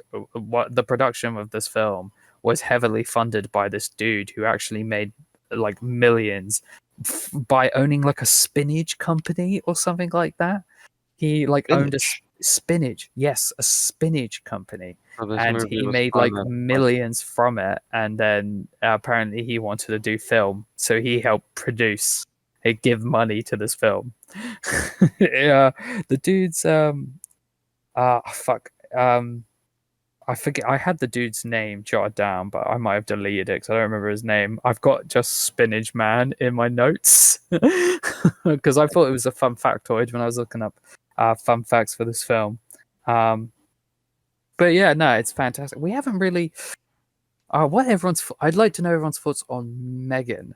As the only female character, I'd really like to know people's thoughts on her before we wrap this up. It's funny, you know, like of course she is the full circle of Cooper's sort of like little subplot he has with his relationship with women. Yeah, how he's scared of them. And despite the fact that she was originally trying to get away, and the fact that she's a wolf lady, I think you could make sort of the metaphor comparison that she is a Spider Woman. She is Spider Woman. Because you could say that all the wolves being in the house with them, that's the spider's web, and they're all caught in it. So I think that's a little like interesting thing about her. Oh, do you know, I've seen this film like a million times, and I've never thought about it like that. I've never thought about how that is like the web and how they're caught in the web, and Megan is the spider. I've never even. Whether I mean, bear in mind this is Dog Soldiers, so we could be completely fucking overthinking this. No, because like Yeah. there because this film clearly has quite a few undertones to it, and that fits almost too well, to be honest with you. That actually is. I've never even thought about it like that. Like I've never made that direct comparison to that and what Cooper says. That's actually really cool. That's really cool. Yeah. Other than that, I love that line she does where it's like it's that time of the month, and she Yeah. and she turns into the wolf. Well, at least she starts turning into the wolf until fucking isn't it Sarge who just fucking clocks one right in her brain? He fucking brap right in the fucking dome. Speaking of, I just need to reiterate, fucking Sarge, man. Yes, the bit where Sergeant they push Wells his is guts amazing. back in. Yeah. The bit where they Yes. push his guts back in and glue him closed. Brutal. The Oh hit my me God. scene. Yeah. And he's like, yeah, hit me again, you fucking pussy. Yeah. Once my God. again, Joe, you may The not bit- know this, but Sean got drunk for that scene. Sean He did. Pertwee actually amazing. got drunk for that scene to Yeah, make I it bet- believable. To I make bet it that was his believable. only bit of method acting his whole career. All you need is a bit of I whiskey. can get drunk. Yeah. But yeah, like His what else? performance and Another his scene I really liked deliveries. with him. When him and Cooper are fucking like just trying to break through the bathroom wall, I was Yes. like, that was Yeah. probably that was so intense for me. I was glued to the screen. I think their relationship is so interesting as well, because I think another thing this film plays with is this idea of heroics and what is right. Do you know what I mean? Like even yeah. Sarge says like don't be a hero, but when I think it's Terry who's the one who gets stabbed, I say stabbed, the one that runs into the tree. What does Sarge do? Terry's the one that has his head ripped off. Who was the one? Oh, Is it Bruce? that might be Bruce then. I might be Bruce. Bruce It's ran into Terry. a tree. But Sarge, he says literally just for that, he says no heroics. But then what does he do? He literally goes Poison out of Cooper. his way to see if one of his crew's okay.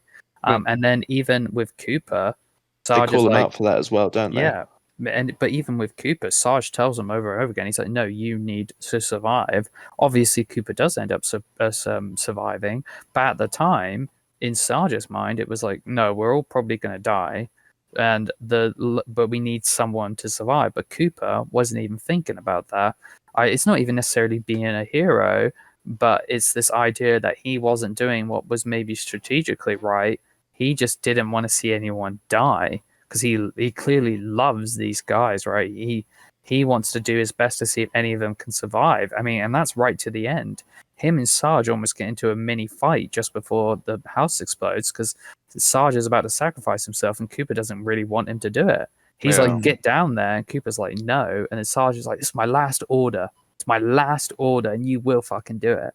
But he almost has to like fight him to do it, because Cooper is so emotional that he doesn't want to just leave him behind. But Sarge knows that this is the right thing to do. That was a combination of Sarge not just being a hero, but also like kind of doing the right thing there. you could say that very much aligns with his role as sergeant, right? He's got to look after his platoon, his squad, and the last member of his squad is about to die or will die if he doesn't obey orders, right? So what's he got to do? He's going to put his foot down. He's like, right, no, you will do this. It's very in line with his character. Yeah, his performance in that film, Sean Pertwee, is amazing. It's just it cannot be understated how good he is. And of course, they sort of finally, much like Bruce and a couple of the others, they with his death, they kind of go full circle with his fear, in making sure that the last thing he looks at before he dies is that photo of his wife. Photo of his wife, which he also Yeah. looks at when he's in the bed, when he's getting Yes, patched he up. does before he but passes he out. looks at it in a very different limelight, doesn't he? Because in that, when he's in the bed and he looks at the photo, it's very much this idea of him being like, it turns from I'm never going to see her again till when he does it just before he dies. You can tell that is his way of seeing her before he dies. You know, Yes, that's yeah. like, so it's the same kind of Like, thing, he's but content. flipped on his head. Yeah, exactly. It's like some sort of contentment in this really fucked up scenario. It's funny. I asked you guys what we thought about Meg, and then we talked about a superior character. Meg has like a lot going on. Well, that's the thing. She's good. theoretically, but not a lot. I like the shown? subversion that she's like sort of portrayed as a possible love interest to Cooper. There's Yeah. like I do love it some when a posh bird talks dirty. exactly. I do love it when a posh bird, but that's the thing. When you think she she's ta- gonna kiss with him, and then Yeah. she says, "I'm sorry," and you I also go, like the "No." fact that she is not your typical damsel in distress. Like she Oh, does. she can look after herself. She is in distress, but her distress more becomes that she doesn't want to be tied down by this curse. It's not that she feels threatened. Obviously, we find out she was never threatened in the first place. But she No. takes care of herself. She doesn't take shit at all. Like, no shit. When people are talking to her, she'll happily snap back. So I like this idea that she kind of turns into a love interest. But you could very much say that this whole love interest was just an angle for her to possibly get what she wanted, which was to get out of here. And then when she realized that that wasn't going to happen, she was like, fuck it. Just fuck it. Yeah. Like, these guys, they're done They're for. dead. Yeah, they're Yeah. not gonna survive, so I may as well just give up trying. She does a good job at integrating herself into the group as well. Yeah. Like, she, at the beginning, doesn't understand a lot of the jokes and a lot of things they are saying, which, again, is a subtle way of showing how strong the bond that those guys have, because they don't Yeah. question what they're saying to each other. They just know. Own. But she, as the film goes on, she gets it a bit more. Like I said, she doesn't take any shit. She doesn't feel like an outcast so much, which I is a credit to her and her character. She does great. But yeah, no, it's good stuff, man. Yeah, just such a Yes, fun yeah. movie. Obviously, is super under the radar because it's a low budget like horror film. It doesn't help that Neil Marshall's next film was probably one of the biggest British horror films of the last 20 years, The Descent. He did that like a couple of years You're after this kidding film. me. He did The Descent. Yes, he did The Descent. Oh, Yeah. I absolutely love The Descent. That's Yeah, a great film. Descent's fantastic. So obviously, when people think of Neil Marshall from a film perspective, they And probably it's think of that. it's an entire female cast as well. It is, and they are fantastic. They are fantastic in that. But yeah, no, this was his first like proper feature length film. He did after That's The Descent. crazy. His I had film. no idea about I that. actually watched a film he did a year ago on Shudder called The Lair, and it's so bad. It's really bad. You live long enough to become the villain. Yeah, so it's like, well, Just at least like Ghosts of Mars. Well, saying that, apparently he worked on like Lost in Space, Game of Thrones as well, and several other TV shows. So it looks like he's just having a really good TV career. Yeah, good. Do you know he wanted to make Dog Soldiers like a trilogy, but it wasn't going to be Cooper fighting werewolves in each of them. It was going to be him fighting like different supernatural like stuff. That was Mate, the that would've idea. been like vampires and stuff. Yeah, but then, oh, Nick, you're going to love this. So the studio said no, but they still wanted to do a sequel, but not really what Neil Marshall was up for. So Neil Marshall left. So they were going to do a sequel. I saw on Google there was a potential sequel. Yeah, so the plan for the sequel So, Fresh Nick, I meat. remember after we first viewed it, you spoke about how the scene with Megan when she has the glass in her hand. So, fun Yes. fact, the plan for the sequel without Neil Marshall was that they were going to use her blood to make werewolf clones. They were going to find glass with her blood on it and use it to make like clones of Oh. her. That sounds like it would be a really cool idea if it wasn't attached to dog soldiers. Yeah. Yeah, I I think like that If idea. only it would have made sense after the entire house was engulfed in flame. That's what I'm saying. Yes. If it wasn't Yeah. attached to the actual movie, because I feel like that would ruin a lot of aspects of Dog Soldiers by especially like I know they talked about special weapons division. I know we've got this supernatural stuff, but jumping straight to werewolf clones. Yeah. Don't get me wrong, Yeah. I sort of like the idea that Neil Marshall had this idea for Cooper to fight other supernatural elements, but at the same time, especially with sense, like the 'cause Meg even satirical says there's footy more stuff. newspaper. Yeah, but like with the satirical footy newspaper at the end of Dog Soldiers, especially, I think it does a really good job in wrapping itself up. Do you know what I mean? And I feel like I think this film stands out better as a standalone. I don't think it needed a sequel. I'm glad it didn't get a sequel. Definitely, and it serves in its right. Like, of course, you're a big fan of the movie, Tommy. I am right in saying that this movie has a cult following. Yes. Huge now, yeah, huge Yeah, cult really. following. Yeah, So huge. I think it's You best as like one of the low budget oddities of cinema out there. Yeah, yeah, no, same Like here. just a nice standalone thing. It's It a really nice is, niche though. little film, isn't it? Because it's like we've It does. gotten action films before, we've gotten werewolf films before, we've gotten siege films before, right? Yeah. But to get like this combination of all these kind of subgenres, put them into one film, and not only that, to make it incredibly British as well, Yeah. and but it Yeah. all works. It all does. works. It works so well. And yeah, so I In the 100% words agree with of that, Joe. Howard. I think it does such a good Wow. job in being like this niche little bit of cinema. It actually got like a 4K Ultra HD like release like a year or two ago. I need to do that. So I would love to cop that at some point. There I even saw like clips from this like little panel that Neil Marshall, Sean Pertwee, and the actor who plays Spoon did at like this little like horror convention here in Britain. And as soon as they all came on stage, the crowd like kind of lost their mind. It really put into perspective. It was like, oh man, there is like this nice following of people who really love this film, and I'm a part of that community. This film holds a very special place in my heart.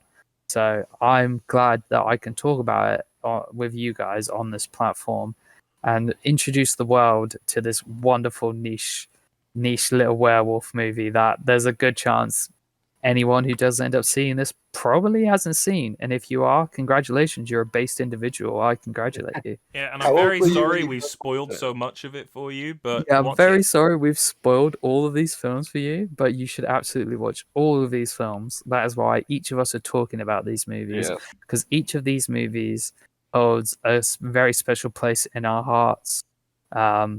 We just love them. We love how they all invoke different themes and ideas, and more importantly, each of these movies shows how diverse in range horror cinema is, don't they, gentlemen?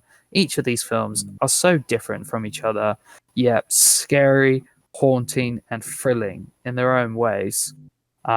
Which just shows why horror films, especially, are so much fun, and just so captivating. Because there's just so many out there that are so different. So even if you're someone that's like, "Hey, I'm not big into horror movies," maybe you just haven't seen the right one yet. Who knows? Yeah. Exactly. But, Yeah, I think all four people that watched this probably 4 hour long discussion. yes. Um, If you've one gone person this for each far hour. in, Yes. Um, Yes. If you've gotten this They- far in, then Thank I you. think there's at least one movie that they can take away from this genre and think, "Wow, that left an impact on me." exactly. yeah, We've having such a variety, like I said, we've chosen 4 films of incredible variety, but there's still a million other horror films completely different from the films we've just mentioned.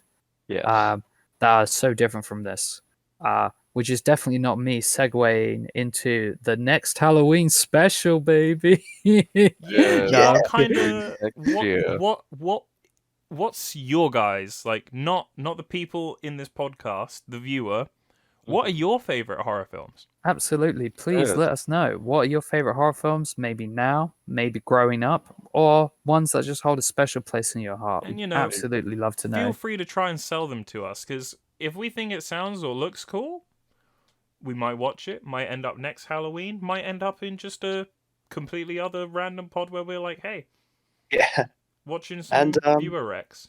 And if you enjoyed this discussion, if you enjoy film-based media, hit that subscribe button. Because we're just starting out. We're not exactly a channel for the glitz and glam. We're just a bunch of guys who love movies, love Exactly. talking about movies, love watching movies, Yeah, and like just doing this for fun. Just want to share it about. And if you guys want to take part in that, more the merrier.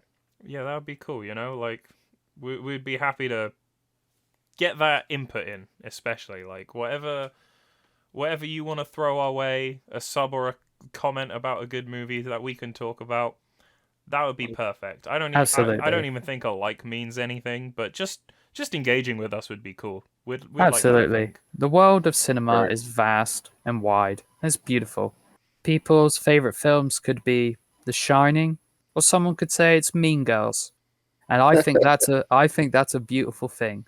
That Straight up, cinema straight up. is so vast Mean that Girls is a base movie, though. Mean Girls is a base movie. That's Although why I if- mentioned True it. that. If That's you the guys want Clueless an is good too. If you guys want the Mean Girls special, where But we if you just want talk an- about anti-recommendation, don't watch Blood Vessel.